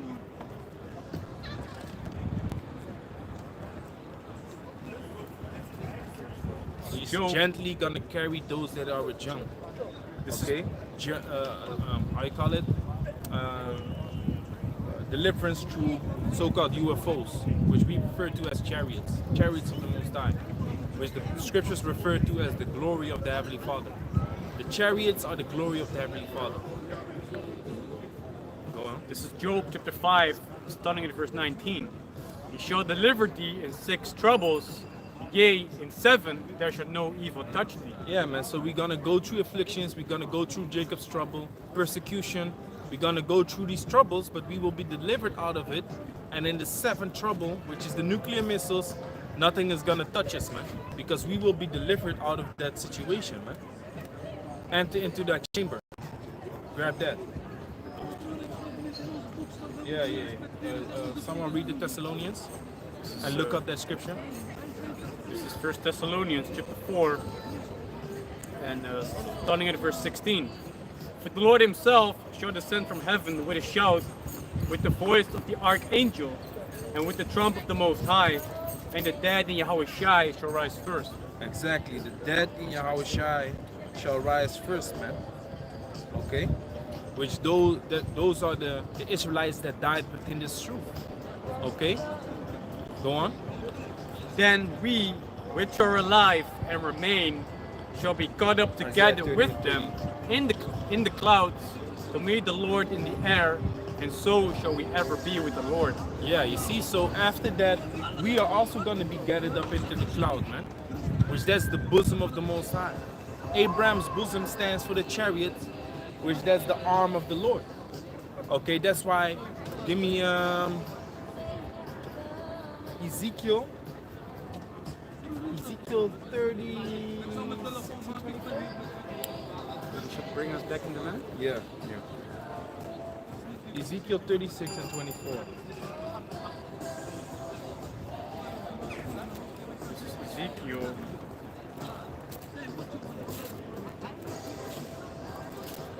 Chapter 36 and verse 24. And it says, for I will take you from among the heathen and gather you out of all countries, and I will bring you into your own land. The Most High says, I will bring you back into your own land. So the Heavenly Father is gonna take us, man. How is the Heavenly Father gonna take us through these chariots? Give me Isaiah 30 and 30.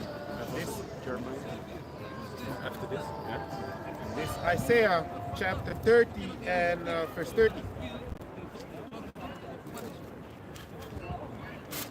And the Lord Yahweh shall cause his glorious voice to be heard, and shall show the lightning down of his arm, with the indignation of his anger, and with the flame of a devouring fire, with scattering and tempest and hailstones. Yeah, man. So the Heavenly Father is gonna show his chariots his glory, and they're gonna come down with tempest and lightning, man. Which lightning is what? Fire. Okay. Fervent heat is gonna come down from these chariots, man. And when that comes, the children of Israel will be delivered also. Okay. You have the height in the chamber. Okay, read. This Isaiah chapter 26 and verse 20. Come, my people, enter thou into thy chambers. Come, my people, enter thou into thy chambers. Give me Revelation. Up into they was beamed up into the chariots. Revelation 12 and 12, or 12 and 11, 11 and 12. Read that again. Come, my people, enter thou into thy chambers. Wait. Did it say all people? Does it say all nations, or does it say my people? Come, my people. Does it say Moabites? Is that talking about Esau? Is Esau being asked to come into the chariots? No, man. It says, come, my people. And we know who the people of the Lord is. Okay? Extra on it. Give me the chariot on top of the high, please. This is Jeremiah 31 and verse 1. At the same time, said the Lord Yahweh, when I be the power of all the families of Israel, and they shall be my people. That's the people of the Heavenly Father, Israelites. You see?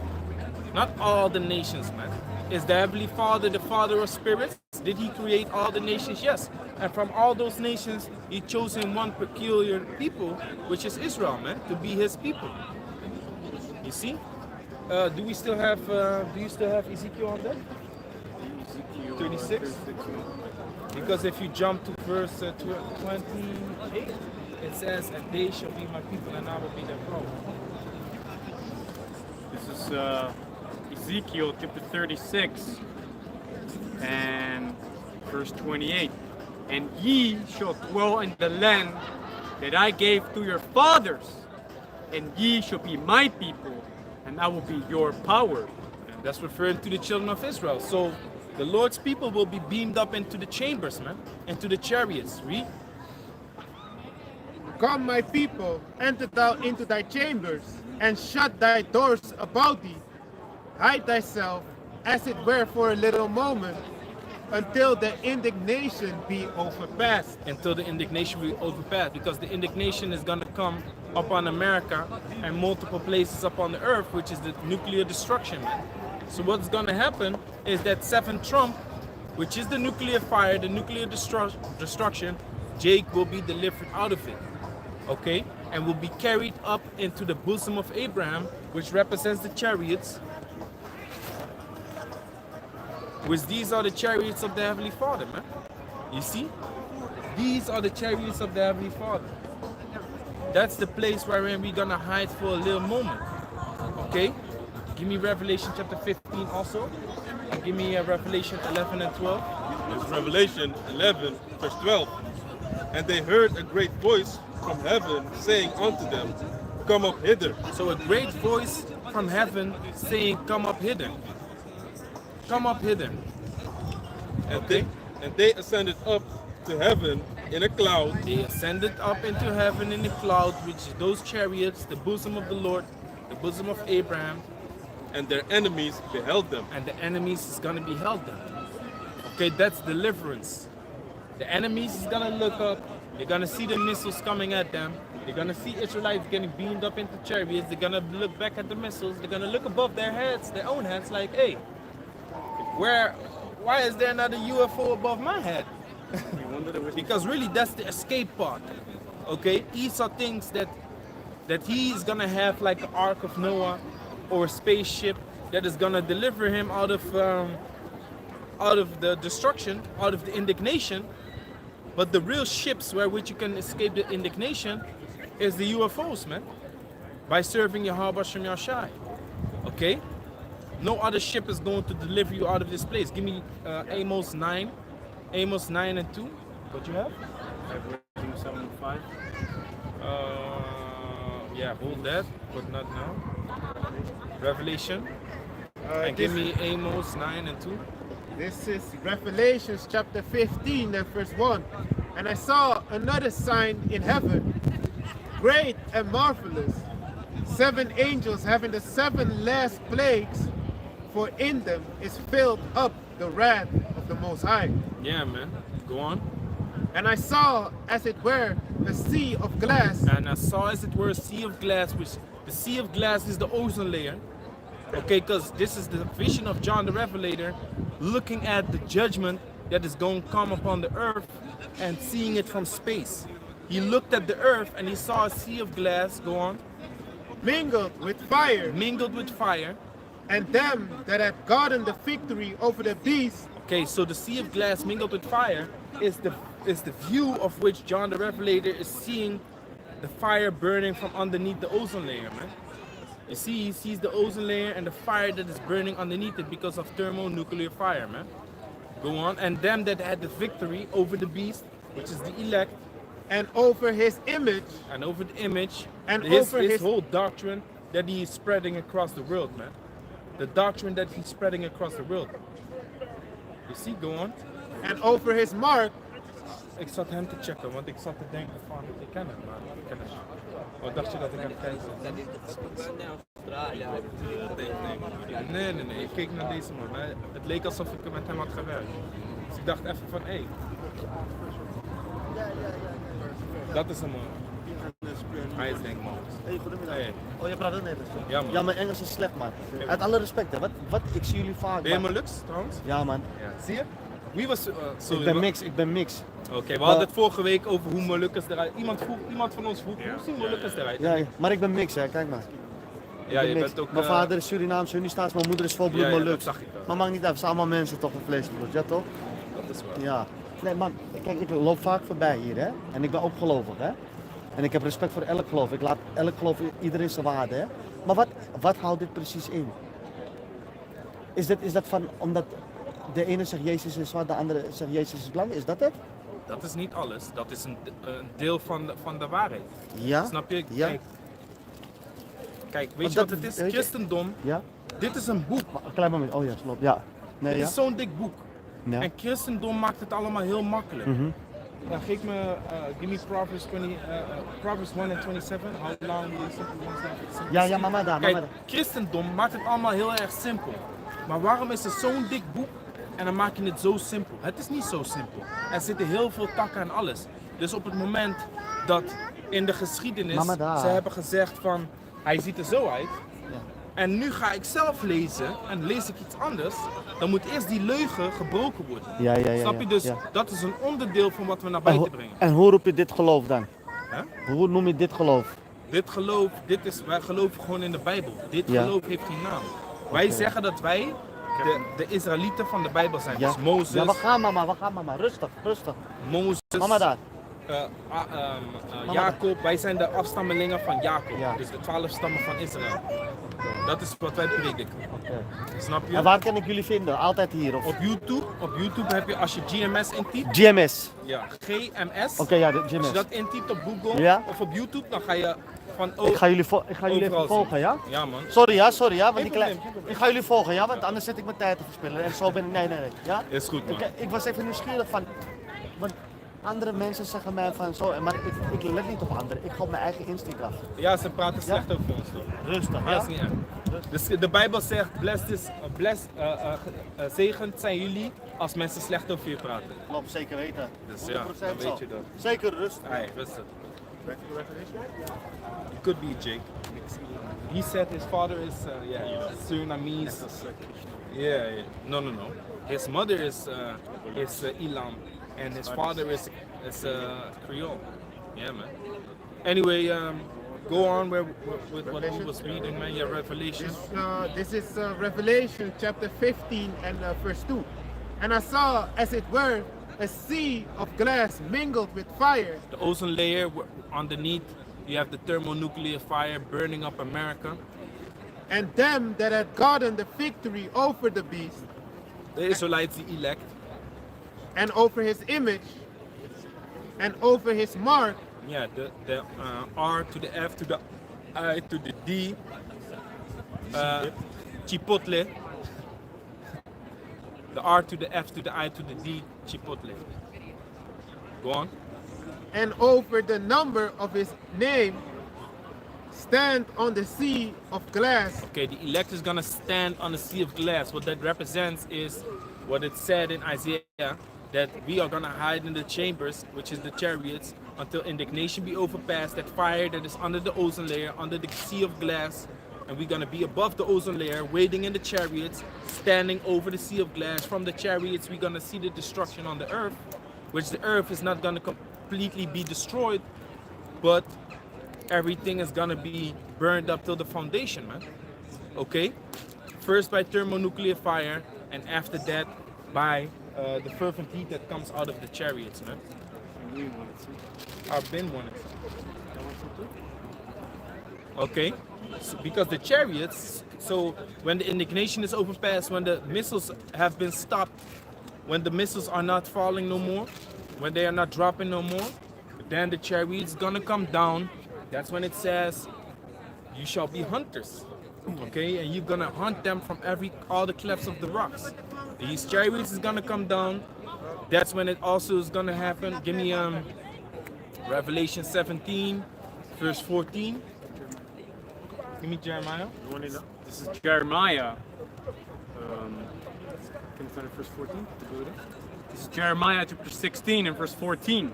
Therefore, behold, the days come, said the Lord Yahweh, that it shall no more be said, the Lord Yahweh liveth, that brought up the children of Israel out of the land of Egypt. But the Lord Yahweh liveth, that brought up the children of Israel from the land of the north. Yeah, man, the deliverance out of America, that's gonna be the new saying, man. That is gonna be the new fame that is gonna come upon the children of Israel. Okay? Up till this day, it's being spoken about that God delivered the children of Israel out of Egypt. But that's not gonna be the saying no more, man. It's gonna be the saying that we are gonna be delivered of the land of the north, which is America. Okay, we're gonna be delivered out of this captivity and enter into the kingdom of the Lord.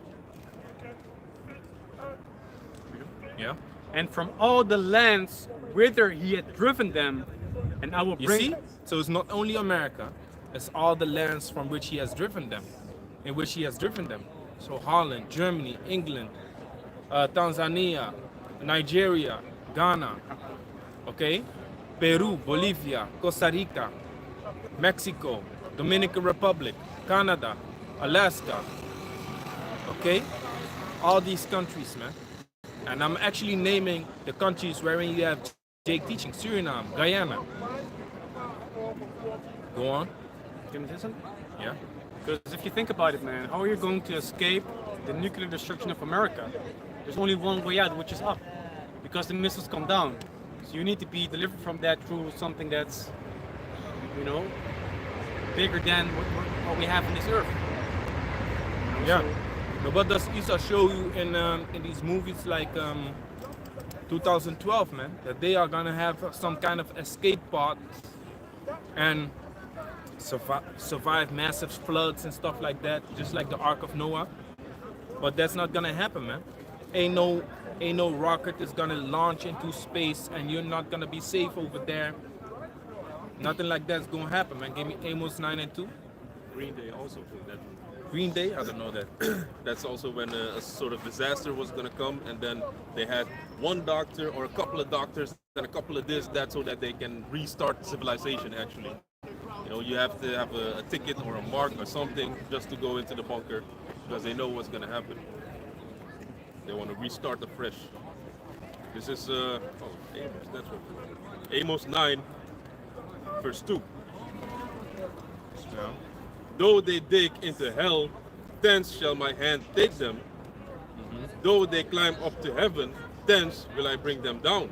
Yeah, man. So though they climb up to heaven, thence will I take them down. She's Sarah McCants. You saw that? She with the knot on the head. Sarah McCants, yeah. She didn't say nothing. She was just looking, but I see the strong skull. Their faces is flat on the sides and very structured on the front. Levites. So even though they're gonna climb up to heaven, then shall my hand take them down, man. Which again, the arm of the Most High is the chariots, the hand of the Most High is the angels, the elect. You're gonna be taken down. Yahweh Shai. Because he sits as the right hand of the Most High. So Yeah. it symbolizes that Yahweh Shai is going to also do that. Yeah, man. The extending arm of the Lord is Yahweh Shai, the angels, his chariots. That's why I said Revelation 17 and 14. Heeft ook een defining of the change. I want this, what I'm saying now. Revelation 17 and 14. Whoever has it. It's Revelation 17, verse 14. These shall make war with the Lamb. So like I said, when these chariots come down, after the indignation is overpassed, that's when the hunting starts. Hunting mode. Hunger Games. It's gonna be a game for us. It's gonna be a terror unto them, man. They're gonna hide in the clefts of the rocks. They're gonna try to escape into space. They're gonna be taken down. Dance with my hand, take them down. Which the hand of the Lord is this. Go on. Revelation 17, verse 14. These shall make war with the Lamb, The Lamb is Yahweh Shai. and the Lamb shall overcome them. The victory is already written. For he is Lord of lords and King of kings, and they that are with him are called and chosen and faithful. They that are with him and called and faithful and chosen. Which if you go into the word chosen, in the Greek it says electos. So that's the elect. That's the remnant that the scriptures speak about, man. So the elect is also the arm, the hand of the Most High. Okay? I hate this garbage talking of this Arab, man. Yeah, go on in Jeremiah. This is Jeremiah chapter 16 and verse 15. But the Lord Yahweh liveth, that brought up the children of Israel from the land of the north, and from all the lands whither he had driven them, and I will bring them again into their land that I gave unto their fathers. Behold, I will send for many fishers, said the Lord Yahweh, and they shall fish them. Yeah, so we are fishing right now, man. We are fishing for the elect of the Most High. And after will I send for many hunters, and they shall hunt them from every mountain and from every hill and out of the holes of the rocks. After the fishing, the hunting is gonna be activated, man. And out of every hole of the rocks, these Edomites will be pulled out, man. These heathens will be pulled out. They're gonna get chains around their necks, or they get the judgment of the Heavenly Father, man. Because that is what the creature, the arm of the Lord, is gonna bring forth, man. Give me 2nd Ezra 15 and 21. And also Wisdom of Solomon. Wisdom of Solomon 5 and 17. Read. This is Wisdom of Solomon, chapter 5, verse 17.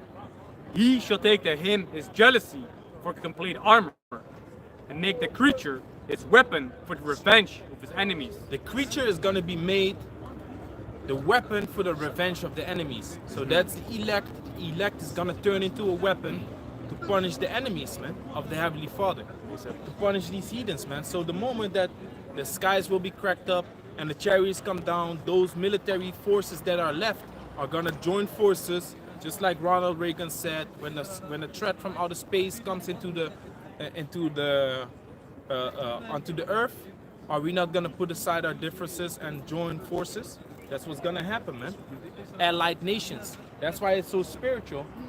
In Naruto Shippuden, you have the Allied nations. So all the you have the Leaf Village, the Hidden Leaf Village. You have all these mist, sand,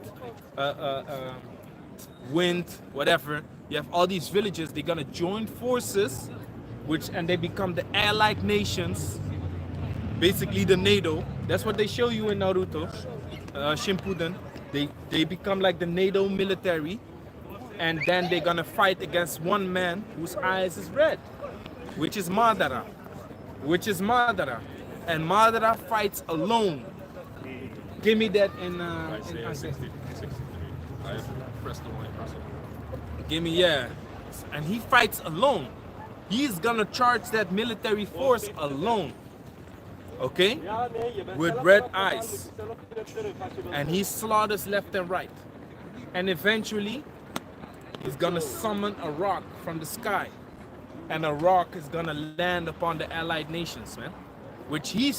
That rock is Yahweh Shai. Like it is being described in Daniel chapter 2.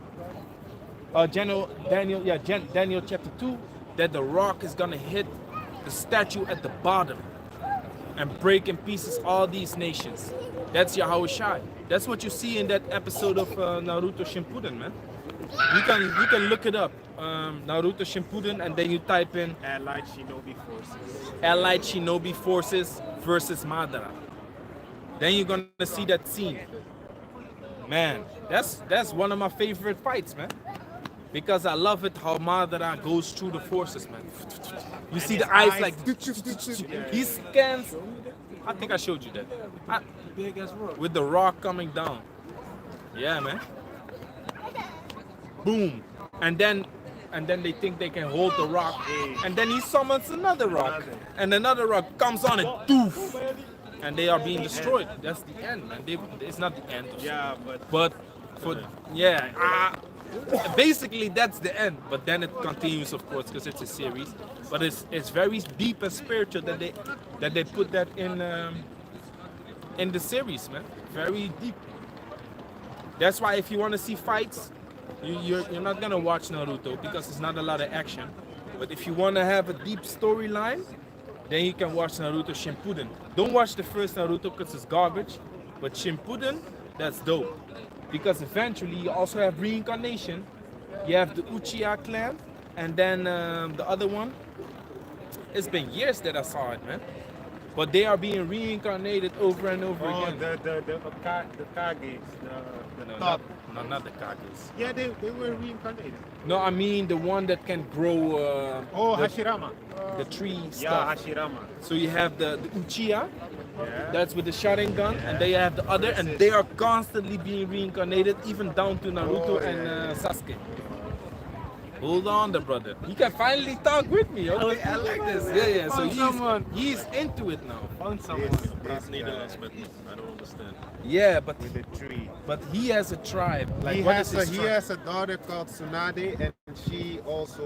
What is the tribe? That's all I want to know. okay. Anyway, and then reincarnation comes, and they have certain powers, and that's Jacob and Esau, man. And they show you reincarnation. Okay, so a lot of heavy things in that, but I forgot. Totally Yeah. forgot my part. It's called Senju clan.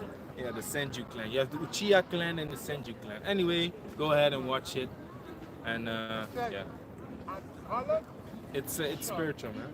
So when Yahushua comes down, he's that rock that's gonna destroy all these nations, because all these nations gonna fight against him. And just like in that scene with Madara, it's Yahushua, man. It's not Daniel.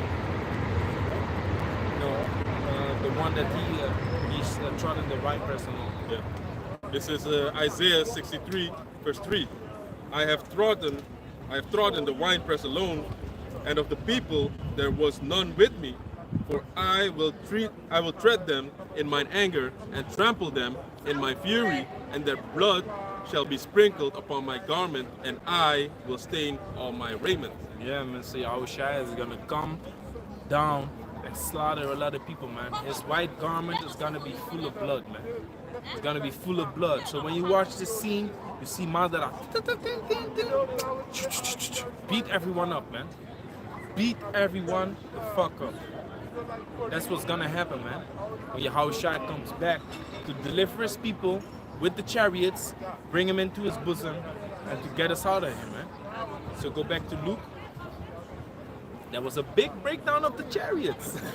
But yeah, that's the parable. That's the parable of Lazarus, man. It goes that deep. Okay, go on. This is Luke chapter 16 and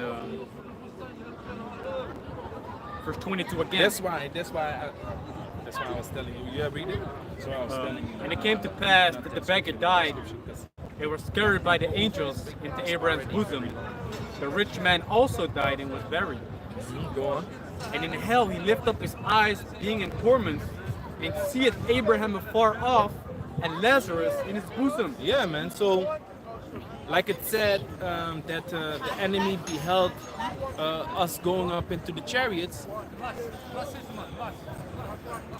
Esau is gonna look at Jake being in a good state, man.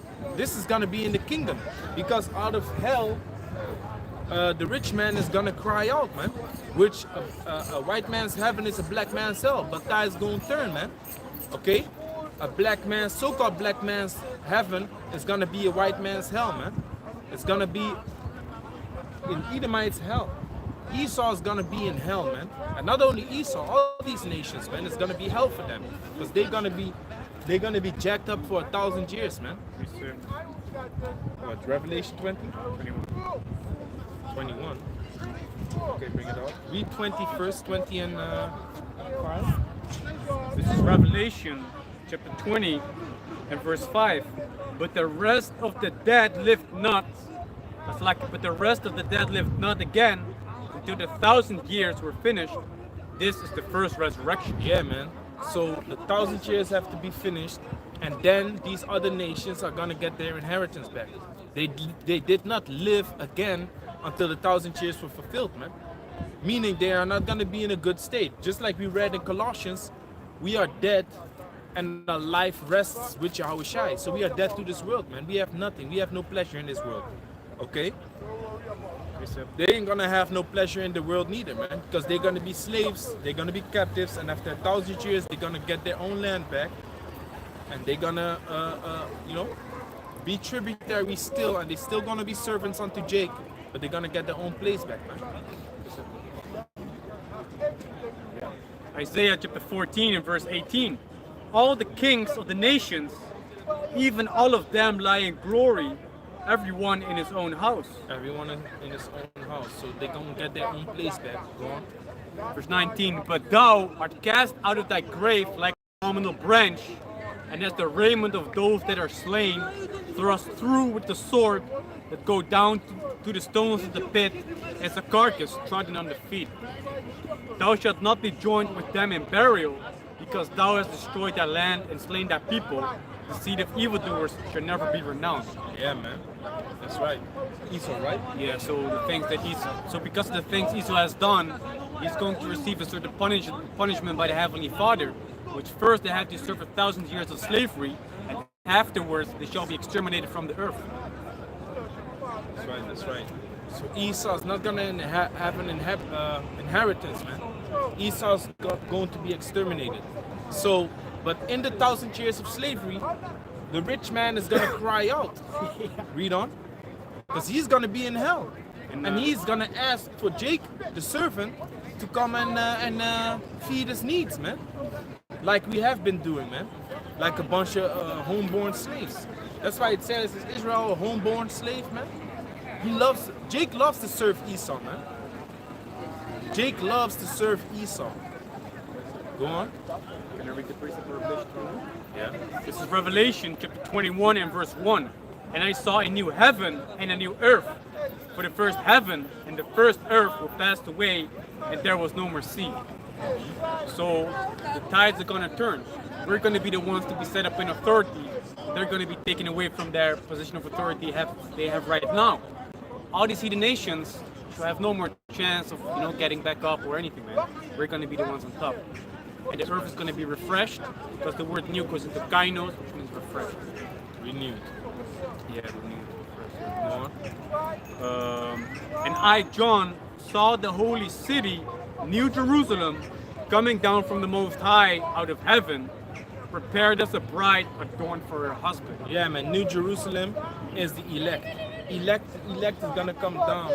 Prepare to inherit the earth, man. Prepare to inherit the earth. You see? Because Jerusalem is a people before it's a place. Okay, wherever the people is, that's where Jerusalem is. Okay, go on. Back in Luke. Yeah, back in Luke. This is Luke chapter 16 in verse 24. And he cried and said, Father Abraham, have mercy on me. So when Esau, the so-called white man, is going to be jacked up and punished, then they want to have mercy for what they have done. But now they are in a different mentality, man. Give me Psalms 50 and 21. Psalms 50 and 21. Now he doesn't want to have mercy. Now he doesn't want to be forgiven for the punishments that he has done. Okay, now he's proud, man. His pride has lifted up himself. Because he thinks he's the man, he is the predator himself, man. And he thinks we are the prey. He has conquered us, he has overtaken us. And he doesn't have to say sorry unto Jake at all, man. You see? The pride, In je man. hoofd zitten, broeder, de Bijbel. Go on. Wat ik, het kleine wat je meet, maakt het groot. This is Psalms 50, verse 21. These things hast thou done, and I kept silence. Thou thoughtest that I was altogether such a one as thyself. Yeah, so because the Most High is keeping silence and it's not jacking up these Edomites right now, they think that the Most High is altogether such a one as himself. That he's done with all the things that he allows Esau to do. But guess what? The Most High is not down with these Edomites, man. He has a special treat in store for them. A reward. Special reward, man. Read on. King James Version. King James Version. GMS. But I will reprove thee and set them in order before thine eyes. Yeah, man. So we are being reproved and set in order before the eyes of the enemy, man. Esau's looking at us and be like, huh? How the hell did they find out they're Israelites, man? That's why they're watching us, man. Because why? We are prophesying. We are prophesying the downfall of this wicked kingdom. Okay, so Esau is observing us, watching us, checking us out like, hey, how the hell did they find out, man? According to the will of the Most High. After 3.5 days, I shall cause breath to enter into them. Go on in Luke. This is Luke chapter 16 and verse 24. And he cried and said, Father Abraham, have mercy on me, and send Lazarus, that he may dip the tip of his finger in water and cool my tongue, for I am tormented in this flame. Yeah, man. So when Esau is in the kingdom, in our kingdom, he's gonna want help, man, because he's going to feel like a nigga, man. He's gonna be like, hey, I feel like I'm a so-called black person, man. Guess what? Because you're gonna be in the same state where we have been. Deuteronomy 30 and 7, and even worse than that. Render unto them double. Render unto them double and give unto them 1,000 times more. You see? That's what they're gonna get, man.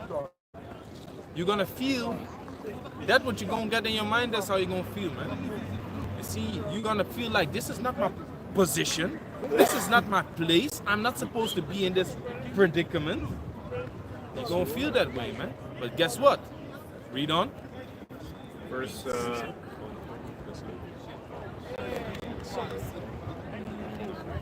Wisdom of Solomon. You need to be, you need to tithe 1,000 times more. verse 25. But Abraham said, Son, remember that thou in thy lifetime received thy good things, and likewise Lazarus evil things.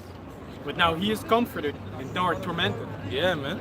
So in this life, we are being tormented. We are under the rulership of the so-called white man. We are going through hell. But guess what? In the kingdom, it's gonna be the other way around, man. 2nd Ezra 15 and 21. It's 2nd Ezra chapter 15 and verse 21. Like as they do yet this day unto my chosen, so will I do also, and recompense in their bosom. Thus said the Lord Yahweh. You see, so what they do unto us today, we're gonna do unto them in the kingdom, man. Okay, and that is not recompensing evil for evil. That is, righteous judgment, man. That is righteous judgment. He that diggeth the pit, shall he not fall therein? You see, and that's what Esau did, man. And Esau's gonna fall into it himself. Esau wanted us to be destroyed, but who's gonna be destroyed in the end? He's going to be destroyed. Okay? He's gonna be forgotten like a dream. I'll say what you want to say. And the thing that I want to bring out is like the things that we go through, shall be nothing compared to the things that we're going to receive. It's the same for Esau, man. The blessing that he has right now is not going to be, comparable to the affliction that he's going to receive in the kingdom. So those people that are from the nation of Edom, they should, enjoy themselves right now. Do your thing, man. Enjoy it. Live your life. Yeah, man. Because they be pulling up, asking, what can I do to, do good? The best thing you can do is enjoy as much as you can, because ain't no deliverance for Esau, man. Though he sought it with theirs. Ain't no repentance, man. Ain't no repentance for Esau. So read on. This is Luke chapter 16 and verse 26. And beside all this, between us and you, there's a great gulf fixed, so that they which would pass from hence to you cannot, neither can they pass to us that would come from thence. Yeah, man. So that's the parable of Lazarus, man. The tide's gonna be turned. Everything is gonna be recompensed, which is gonna be put in balance, man. Okay? Everything is gonna be put in balance again. Which it's like pulling the rope, right? The flag is in the middle of the rope. So the red team is pulling, and the blue team is pulling. The balance is that the flag is in the middle, which the flag in the middle is Jacob's total control over the whole earth in righteousness. Okay? But at one point, Jake was having control over the earth, or was in the earth in wickedness, and was still having his land and everything that we didn't deserve at that moment. So the flag was on the red team. No, let me put on the blue team. Salaka, the flag was on the blue team. Then the Most High got angry because, hey, y'all don't deserve to have this flag. So then Esau, being the red team, pulled the flag to his side, and then that's where we are right now. So the flag needs to be put back into the middle where there's righteousness, balance, and peace by righteous Israelites ruling over the earth, man. So that is the recompense. That needs to be brought back. Okay? That's why it says bring back the captivity of the children of Israel, man. Okay? We need to be delivered out of it. So that was Luke. What else do you have? Wisdom of Solomon. Yeah, give me that. This is Wisdom of Solomon 12, verse 22. Therefore, whereas thou dost chasten us, thou scourgest our enemies 1,000 times more. Yeah, man. So we have been chastised, we have been corrected, we have been punished for our wickedness, but our enemies is gonna receive 1,000 times more, man. Okay? Our enemies is gonna receive 1,000 times more. They're gonna be jacked up, man. That's why it says render unto them double. Go on.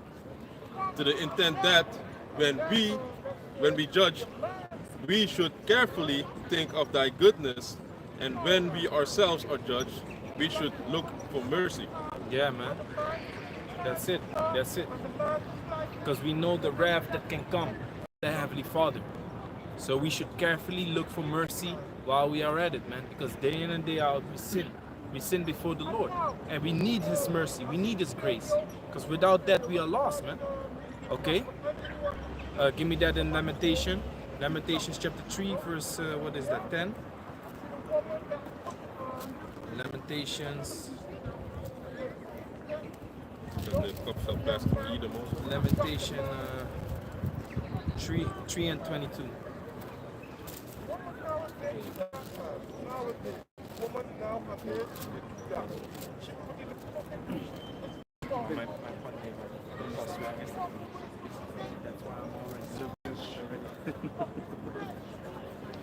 Let's do my thing. listen. What was it? Yo, read it, man. 3 and 22. This is Lamentations chapter 3 and verse 22. It is of the Lord Yahweh's mercies that we are not consumed, because his compassions fail not. You see, so without the Lord's mercies and compassion, we would be gone, man. So we should carefully look for those mercies and compassions, man. We should carefully look for the grace of the Heavenly Father, man, and his son Yahweh Shai. Ananya, you gonna teach? Okay, do that. Turmeto.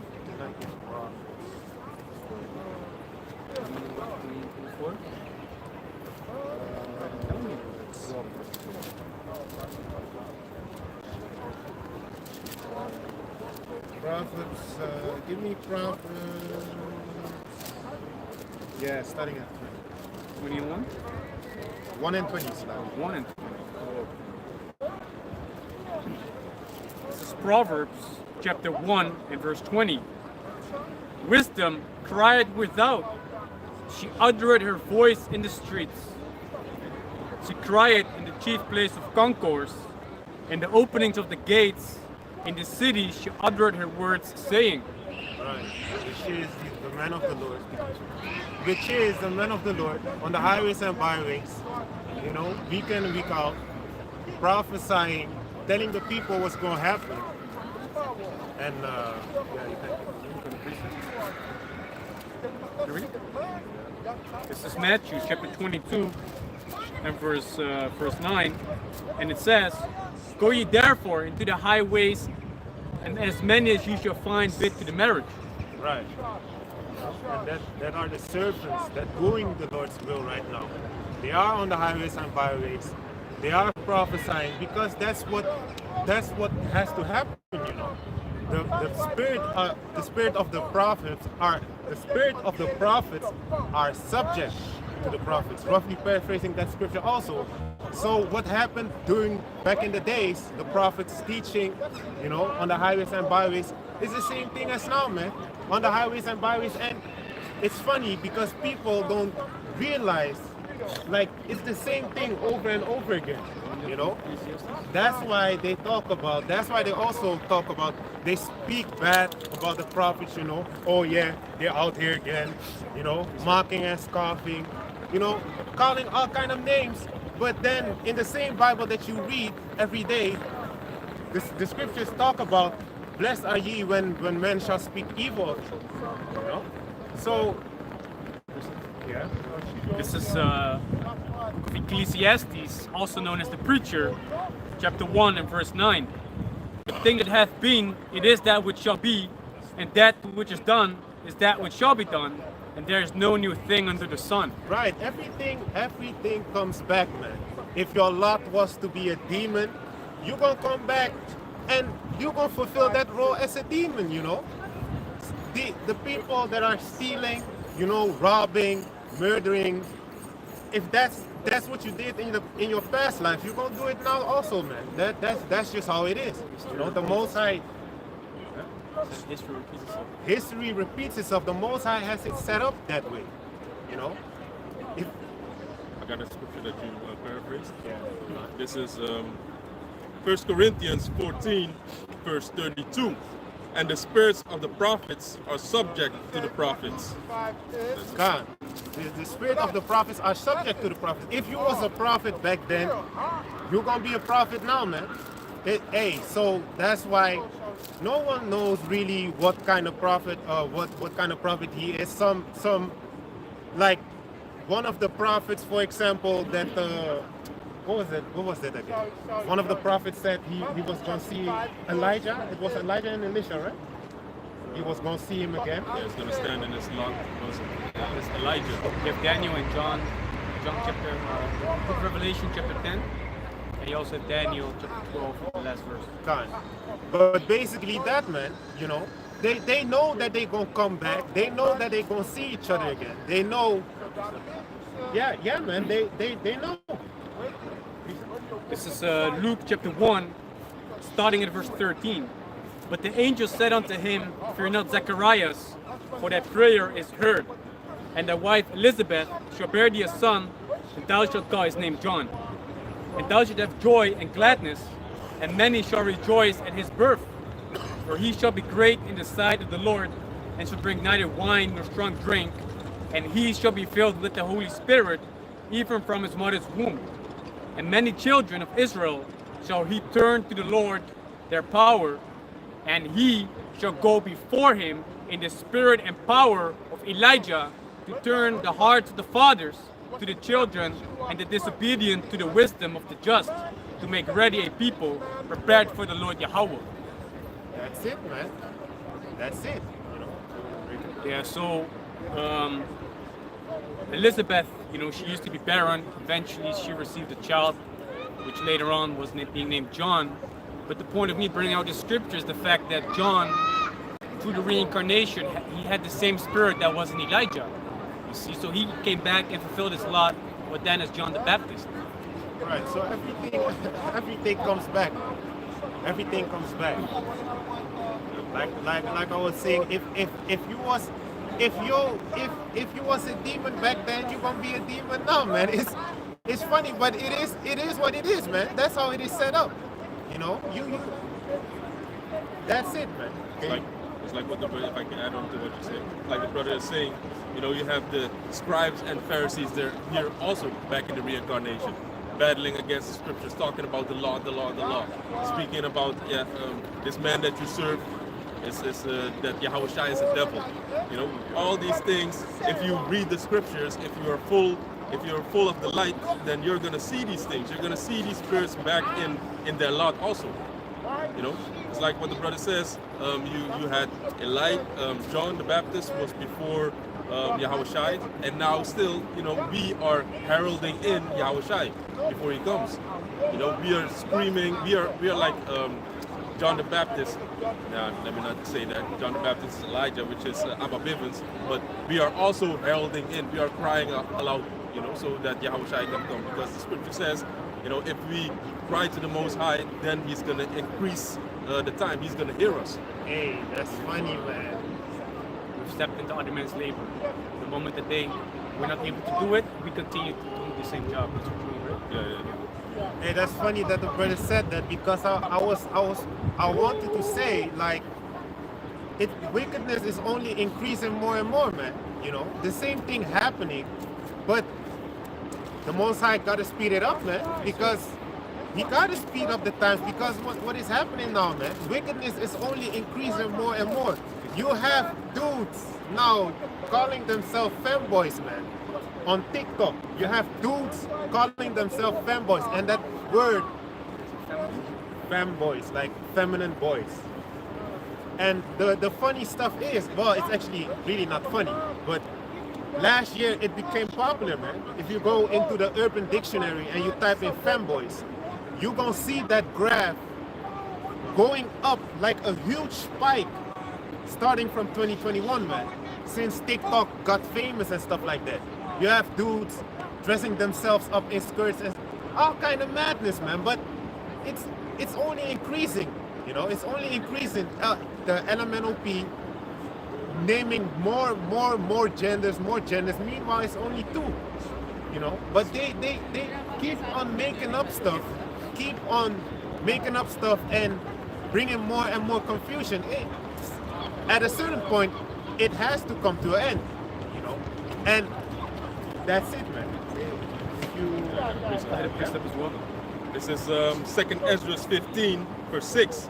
For wickedness hath exceedingly polluted the whole earth, and their hurtful works are fulfilled. Like you're speaking about, the wickedness is exceedingly polluting the earth, man. It's skyrocketing. It's if you look at the graph, it's like going straight up, man. Like the brother is explaining. Verse 7. Therefore said the Most High, I will hold my tongue no more as touching their wickedness, which they profanely commit, neither will I suffer them in those things in which they wickedly exercise themselves. Behold, the innocent and the righteous blood cried unto me, and the souls of the just complain continually. Like the brother said, they are exercising wickedness. The whole alphabet crew, that's exercising wickedness.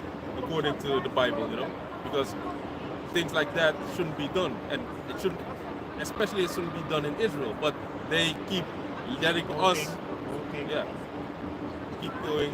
Let us break these laws, and he comes with these examples that Jake takes over, you know, and he takes it even further. Yeah, he takes it to the next level. Yeah, man. And Yeah, it's funny. Yeah, it's not funny, but I'm just saying it. They use Jake to promote those things, man, to make it cool, to make it sound like, hey, yeah, hey, this actually dope. Meanwhile, it's not, you know. Meanwhile, it's not at all. And that's it, man. The times are speeding up because soon it's gonna be over, man. Soon the Most High will take the prophets that were on the highways and byways.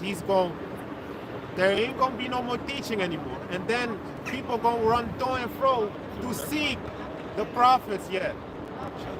To seek the prophets like, hey, what's going on now, man? Because Jacob's trouble gonna start, you know. All kind of stuff is going to happen.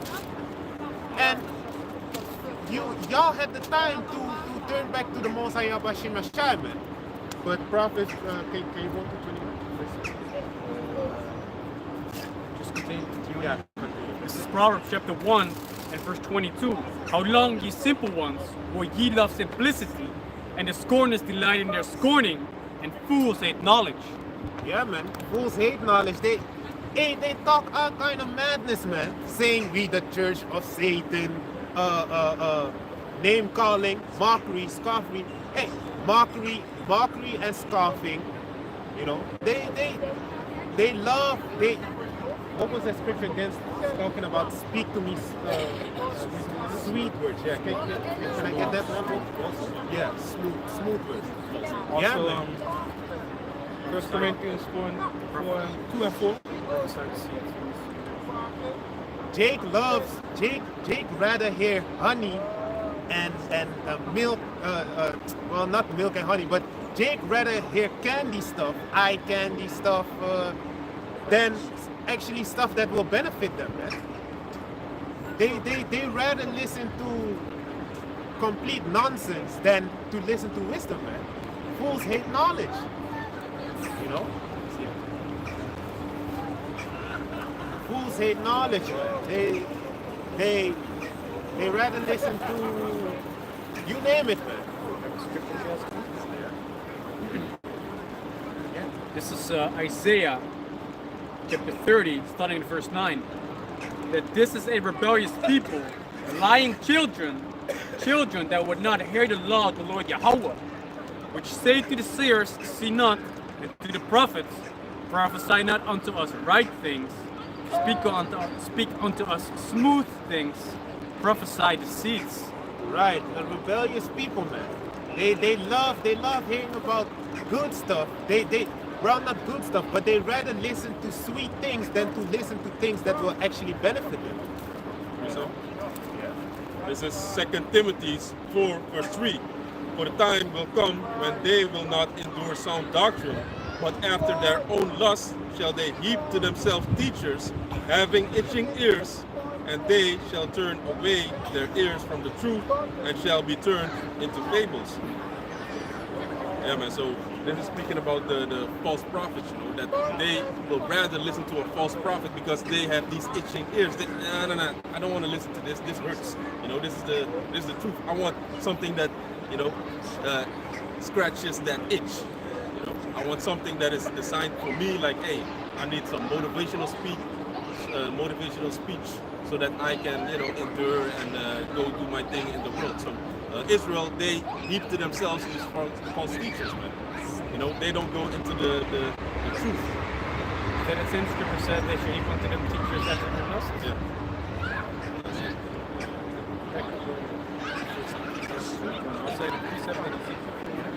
This is Ezekiel chapter 33 and verse 31. And they come unto thee as the people cometh, and they sit before thee as my people, and they hear thy words, but they will not do them. For with their mouth they show much love, but their heart goes after covetousness. And lo, the art unto them is a very lovely song of one that had a pleasant voice and can play well on an instrument. For they hear thy words, but they do them not. So you might have our people coming to the camp asking questions. What is this about? Yeah, I want to learn more about this. But they're only actually doing it for, I would say, the pleasure. Pleasure and to be entertained. Entertainment. Yeah, they don't come here to be serious and learn about the law of Yahweh, Shem Shai, or the way to salvation. See, that's our people, man. They're rebellious and stubborn concerning that. They love the simplicity of the world, as it says in Proverbs, the first chapter.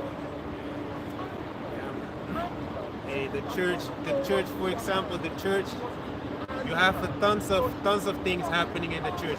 They get views like crazy, man. They get views like crazy, but they're doing all kind of madness, all kind of folly, you know, just stuff that not it. It's not it, you know. How do you call it again? Being extra for entertainment, basically. And they get a lot of views, man. Videos and twerking and things like that. Yeah. Things that happen in the churches, you know. But basically, Jake loves to watch those things rather than watch and listen to things that will actually benefit them. You know? Pastor takes one verse. Pastor says one verse and then talks and dances for 2 hours long, man. You know? On one verse. On one verse. How is that possible? And you expect to learn, you know? You have the women in churches talking about yes, pastor, yes. That's why when these Christians come here, they say no. You don't have to read that. Right. I already know it. How? I wanna know your opinion. Right. And then you say, yeah, but my opinion is in the Bible. Okay then. My opinion is right there in the Bible, so just let me read it. No, I don't have to hear it. I know it already. I know it already. Because they ain't used to hear what the Bible really has to say, man. They ain't used to that, man. They gonna get, like, heart attack, man. Slay them. Torments. Destruction. Their children? Lamentation and woe dashed to pieces. Slavery. They're gonna get faint, man. Like, yo, is that the Quran? It's not the Quran, man. It's the Bible. They don't know shit. Did you say shit? Did you say shit? You can't cuss. You can't cuss. Oh yeah, you can't curse. Yeah, you can't curse. That's not cursing. This is Ecclesiastes 10 verse 6. Folly is set in great dignity, and the rich sit in a low place. Yeah, man. Folly is set in great dignity. Hey, if you look into this world right now, social media, it's all kind of folly, man. Madness, you know. It makes no sense, man. It actually makes no sense, you know. But that's the spirit of this world today, man. Esau making it fun and comfortable and making it look good to be stupid, basically, man. Oh, hi. Yeah. This is the word follies on the online etymology dictionary, and it says mental weakness, foolish behavior or character, unwise conduct, including wickedness, lewdness, madness, folly, madness, stupidity. Yeah, that's basically it. That's it. These things are esteemed more highly than actual good behavior and moral value. This is Jeremiah 4 verse 22. For my people is foolish, they have not known me.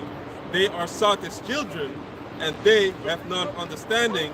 They are wise to do evil, but to do good they have no knowledge. Yeah, man. That's it. Sadish children, stupid, you know, to do evil. It's so easy to do evil for Jake, you know. Rob a nigga, steal his this, steal his that, Steal his Jordans. and steal his Okay, I'm gonna do this, that, and they do it sneaky. They do it so good that you start thinking like, damn, They are they're able so to. good at. Yeah, they're able to give you the insights on what weed they smoking, you know, what it does and the after effects and, you know, the sensation in the mouth. They talking to you about weed as if they are freaking scientists, man. And when you tell them, do you know who Samson is? They don't know. Samson? Who's Samson? Samson, and there's this Belgium series with Samson that's a dog. You know, Samson affair. They're gonna ask you, you mean that Samson? No. I don't mean that Samson, bro. Yeah, man. But to do good, they don't know, man. They don't know how to do good, you know. They rather, yeah. That's it. Anyway, can you read on? Yeah, it's in the same chapter, Proverbs 1 and 11, the thing that you're speaking of. Yeah, we go, that's how we go all the way to the chapter. This is Proverbs chapter 1, verse 23. Turn. Can I bring this on? Yeah, go ahead. This is Proverbs 1, verse 10. My son, if sinners entice thee, consent thou not. If they say, come with us, let us lay wait for blood, let us lurk privately for the innocent without cause, let us swallow them up alive as the grave, and whole as those that go down into the pit. So Yeah, this- man. Hey, yeah, man. That's it. You know, that's why Psalms 1, I believe it was 1, also talks about blessed is he that walketh not in the counsel of ungodly. Yeah, it's scornful. Yeah, man. You ain't supposed to walk hand in hand with these big wicked people, man. They ain't good for you. All they can do is there's a chance that that you go bug out, man. That's it, man. You know, because what can you do with these worldly people, man? You ain't gonna chill with a dude that is smoking the whole time, day in and day out. Eventually, that spirit is gonna come upon you, man. That's how it is, you know. Hey, there's a saying of this world: you are what your friends are. You know, you are what your friends are, man. If your friends are wicked people, You become what you surround yourself with. yeah, man. Can you say it again? You become what you surround yourself with. Yeah, man. That's it. You know, it's like a female that her friends are very whorish, but she doesn't do nothing. She doesn't do nothing. Meanwhile, the quiet ones is one of the most. Yeah, that's it. Now, anyway, keep going. Because if you go into the word Proverbs itself, you know, it's a short, well-known saying full of significance, stating truth or advice. So, with verse 10 all the way to verse 12, advice is being given. You know, how you should not behave yourself and that you should decline from those people, because otherwise you could reap those same aftermath effects of the people that commit such things. You see, that your life is in doubt. You see, but if you stay away from that, you know, you might be prosperous, just like it says in Joshua, the first chapter. Yeah. And can two men walk together unless they agree? No. No. Can two men walk together unless they agree? No. This is Proverbs chapter 1, verse 23. Turn you at my reproof. Behold, I will pour out my spirit unto you. I will make known my words unto you. Right. Which was back in the days, the prophets back in the days, and also the prophets now, man. You know, hey, here we are standing on the highways and byways. You know, people at the moment right now, people are going to this feast over here, but you have one in 1,000 that walks by, that comes by, look what is going on, you know, ask what's going on, and then leaves. You know, 1 in 1,000 or 1 in 10,000, 2 in 10,000. You know, but here we are. The Most High Yahweh Shem Yashai, He pours out His Spirit. You know, let people know what's going on. Really open up their eyes to what's going on, this madness that's going on. You know, and they all they can say is, yeah, why are y'all here? Whoa, why are y'all here? You know, mocking and scoffing instead of actually thinking about, hey, maybe these dudes are starting from the elders and apostles and down. These dudes are been standing week in and week out. Let's see what they're actually talking about. You know, but it's their lot, man. That's their lot. We can keep going. 24. Yeah, go ahead. Matthew 13. This is 2nd Ezra 2 verse 1. Thus said the Most High, I brought this people out of bondage, and I gave them my commandments by my servants the prophets, whom they would not hear, but despised my counsel. Yeah, man. Yeah, man. Just like back then, you know, they didn't want to listen. That's why the scriptures talk about sadish and foolish children, man, or foolish people. You know, they stubborn, they hard-necked, stiff-necked. They don't want to listen. You know, rather hear smooth things than actually things that will benefit them.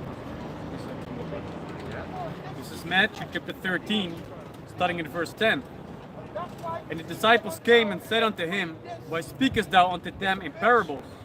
He answered and said unto them, Because it's given unto you to know the mysteries of the kingdom of heaven, but to them it is not given. Yeah, man, and that Yahushua didn't want everyone to. Yahushua didn't want everyone to be saved. You know, that's why he spoke in parables. You know, and yeah, man, that's it. That's why also these people are not, because everything happens through the Spirit, right? So a lot of the people that are walking by not being brought to the camp because it is not for them to understand this truth. Most likely for them it is, you know, to receive that condemnation, which is the judgment that the Most High has in store from them to be destroyed. That's it, man. Yeah. It's Baruch 2 verse 30. For I knew that they would not hear me, because it is a stiff-necked people, but in the land of their captivities they shall remember themselves. Yeah, like you were going into. Jake is a stiff-necked people. The so-called blacks, Latinos, and Native Americans, they don't listen, you know. And now the Most High, he's stretching out his arm, you know. He's giving his words, he's speaking these words through the servants, the prophets, but still, they're still stiff-necked, man. But you have a certain remnant, a certain portion that is going to get it, you know, in the land of their captivity. The Most High doesn't want everybody to be saved. He only wants a certain select group, which is the elect. He's going to stretch out his arm. Let's read it. Man. This is Proverbs chapter 1 verse 24. Because I have called and ye refused, I've stretched out mine hand and no man regarded. Yeah, man. He did. He did. Keep going. And the way that the Most High is stretching out his hand is through his service to prophets, right? That is, you know, breaking down the scriptures unto you. On the highways and byways, teaching, you know, letting the people know what's going to happen. So he did it. And place of repentance is still open, man. There, you still have a chance. But, hey, everyone will go into his own lot, man. If your lot was this, then your lot gonna be this, you know? Yeah, man. So that's it, man. That's why most of these people, they won't even come near, because the Most High doesn't want them to know, man. They already are destined to be destroyed. You know? That's their lot. So that's it, man. The Most High does what he wants. You know, you cannot say, oh, you cannot do that. No, he can, man. If he wants to. You know? Who are you to question the Creator? You know?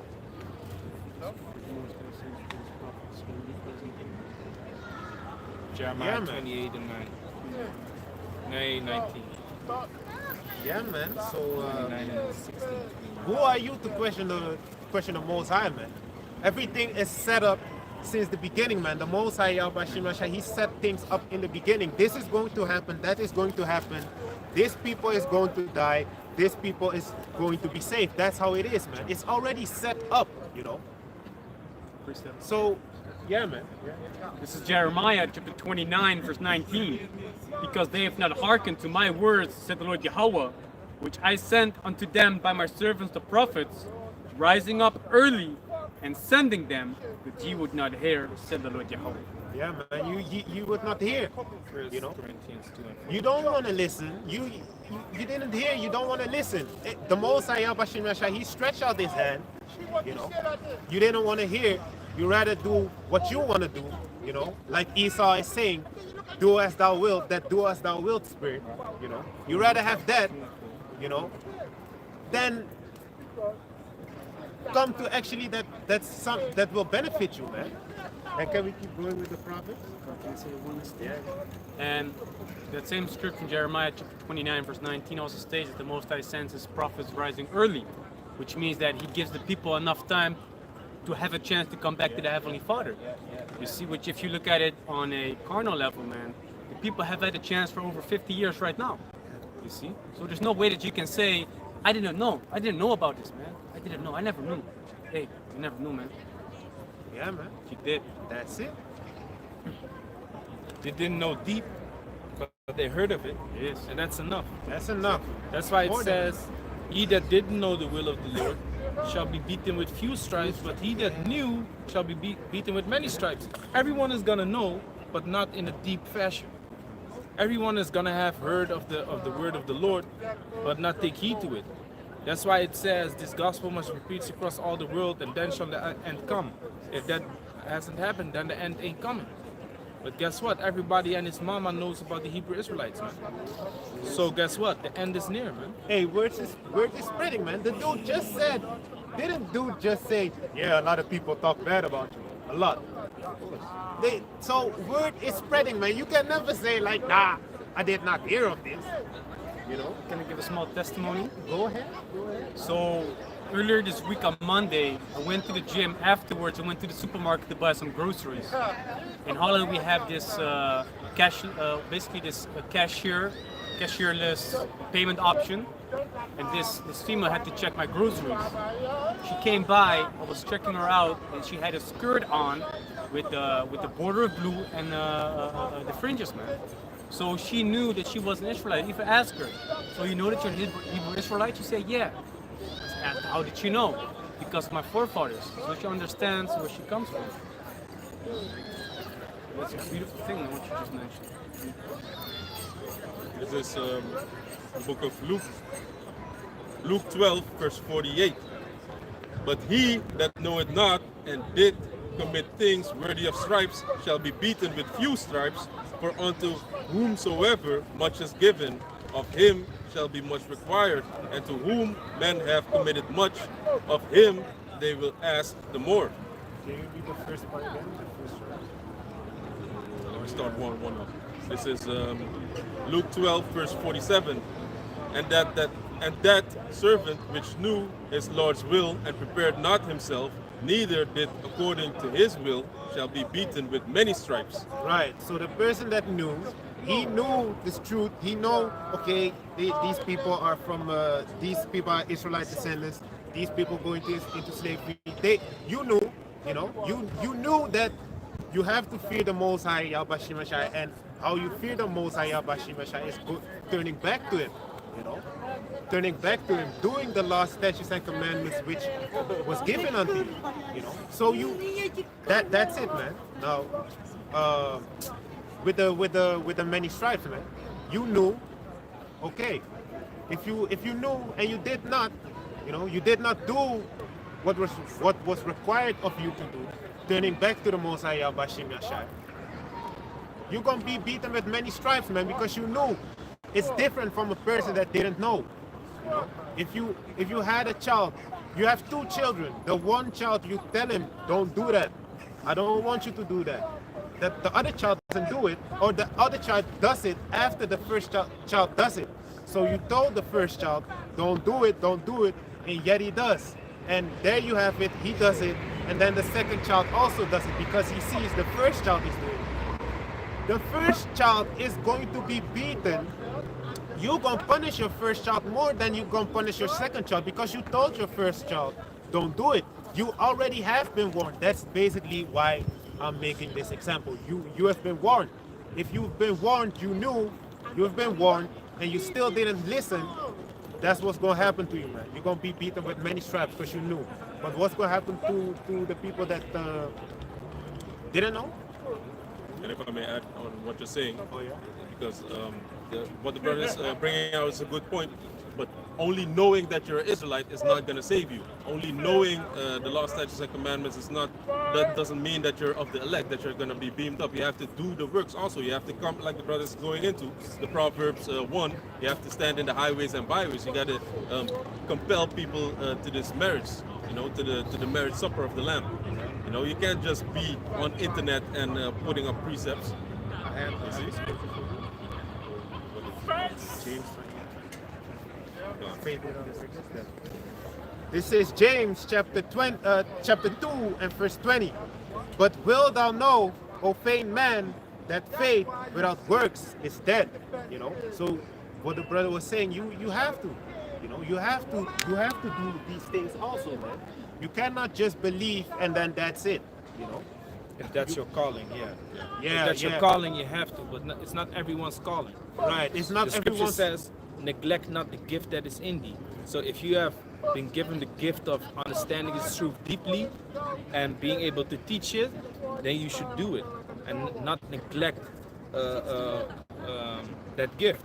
But if it's not given to you to deeply understand this truth, then just try to learn as much as you can and walk in faith, man. Try to learn as much as you can, then that's your works. And you do it by faith, because there are some that just believe and will be saved. But the scripture also talk about give if you give with The water into the prophet. yeah, but Yeah. help, yeah, help, help that somebody. kind of stuff, man. So you don't have to be a prophet, you know. You don't have to be if that's not your spirit. If the Most High didn't give you that blessing, that talent, then you don't have to do that, man. But if you have that talent, then obviously you're gonna have to do it, man. But not everyone has that talent to do so. So if you just believe, you know, you do this and you do keep the law, statutes, and commandments to the best of your ability. You help brothers out where you can, you know, give water, do this, do that, you know. You also gonna be safe, man, through doing that, you know. Faith without works is dead, man. So you had something? Yeah, the Luke 12, Yeah. verse 48. Yeah. But he that knew it not and did commit things worthy of stripes shall be beaten with few You're stripes. gonna be beaten with few stripes, man, because you did not know. You did not know. For unto whomsoever much is given, of him shall be much required, and to whom men have committed much, of him they will ask the more. Yeah, man. For much is given, much is required. Let me read it Can again. you read the last part?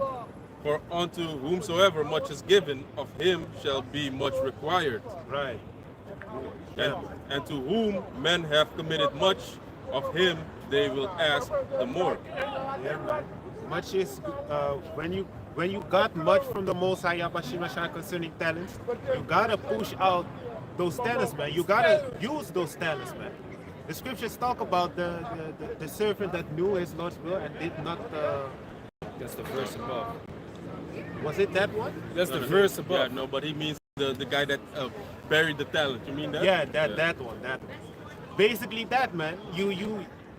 Don't be that guy that burying his talent, man. You gotta use it, you know, and multiply.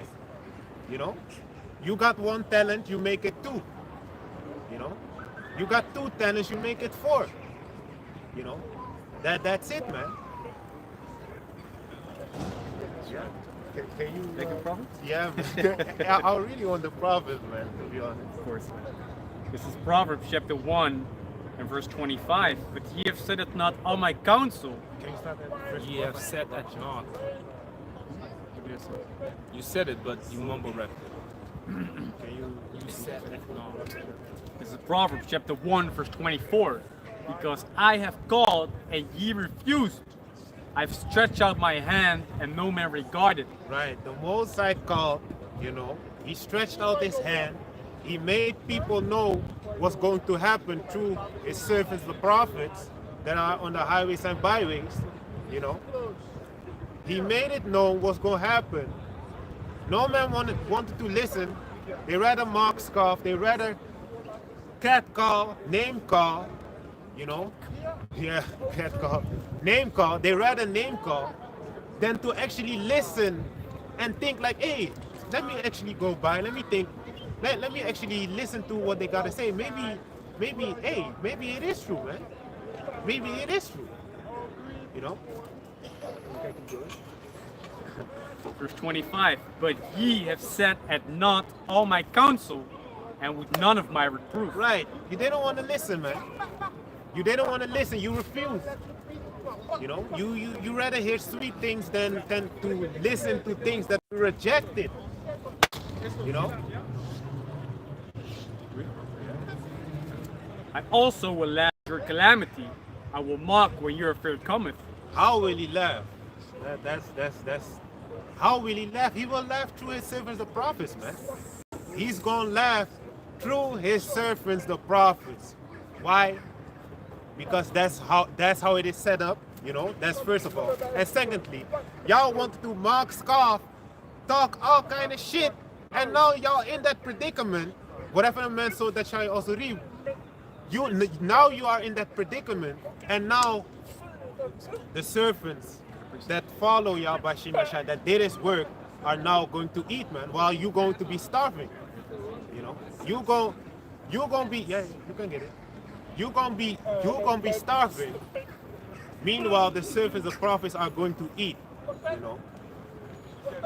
Isaiah chapter 65, starting at verse 13.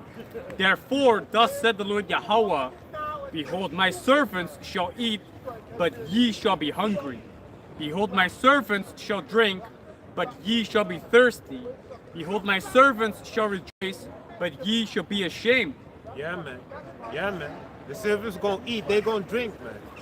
Meanwhile, y'all gonna be starving. Y'all have y'all pleasure right now. Y'all have y'all time right now. Y'all have y'all fun right now.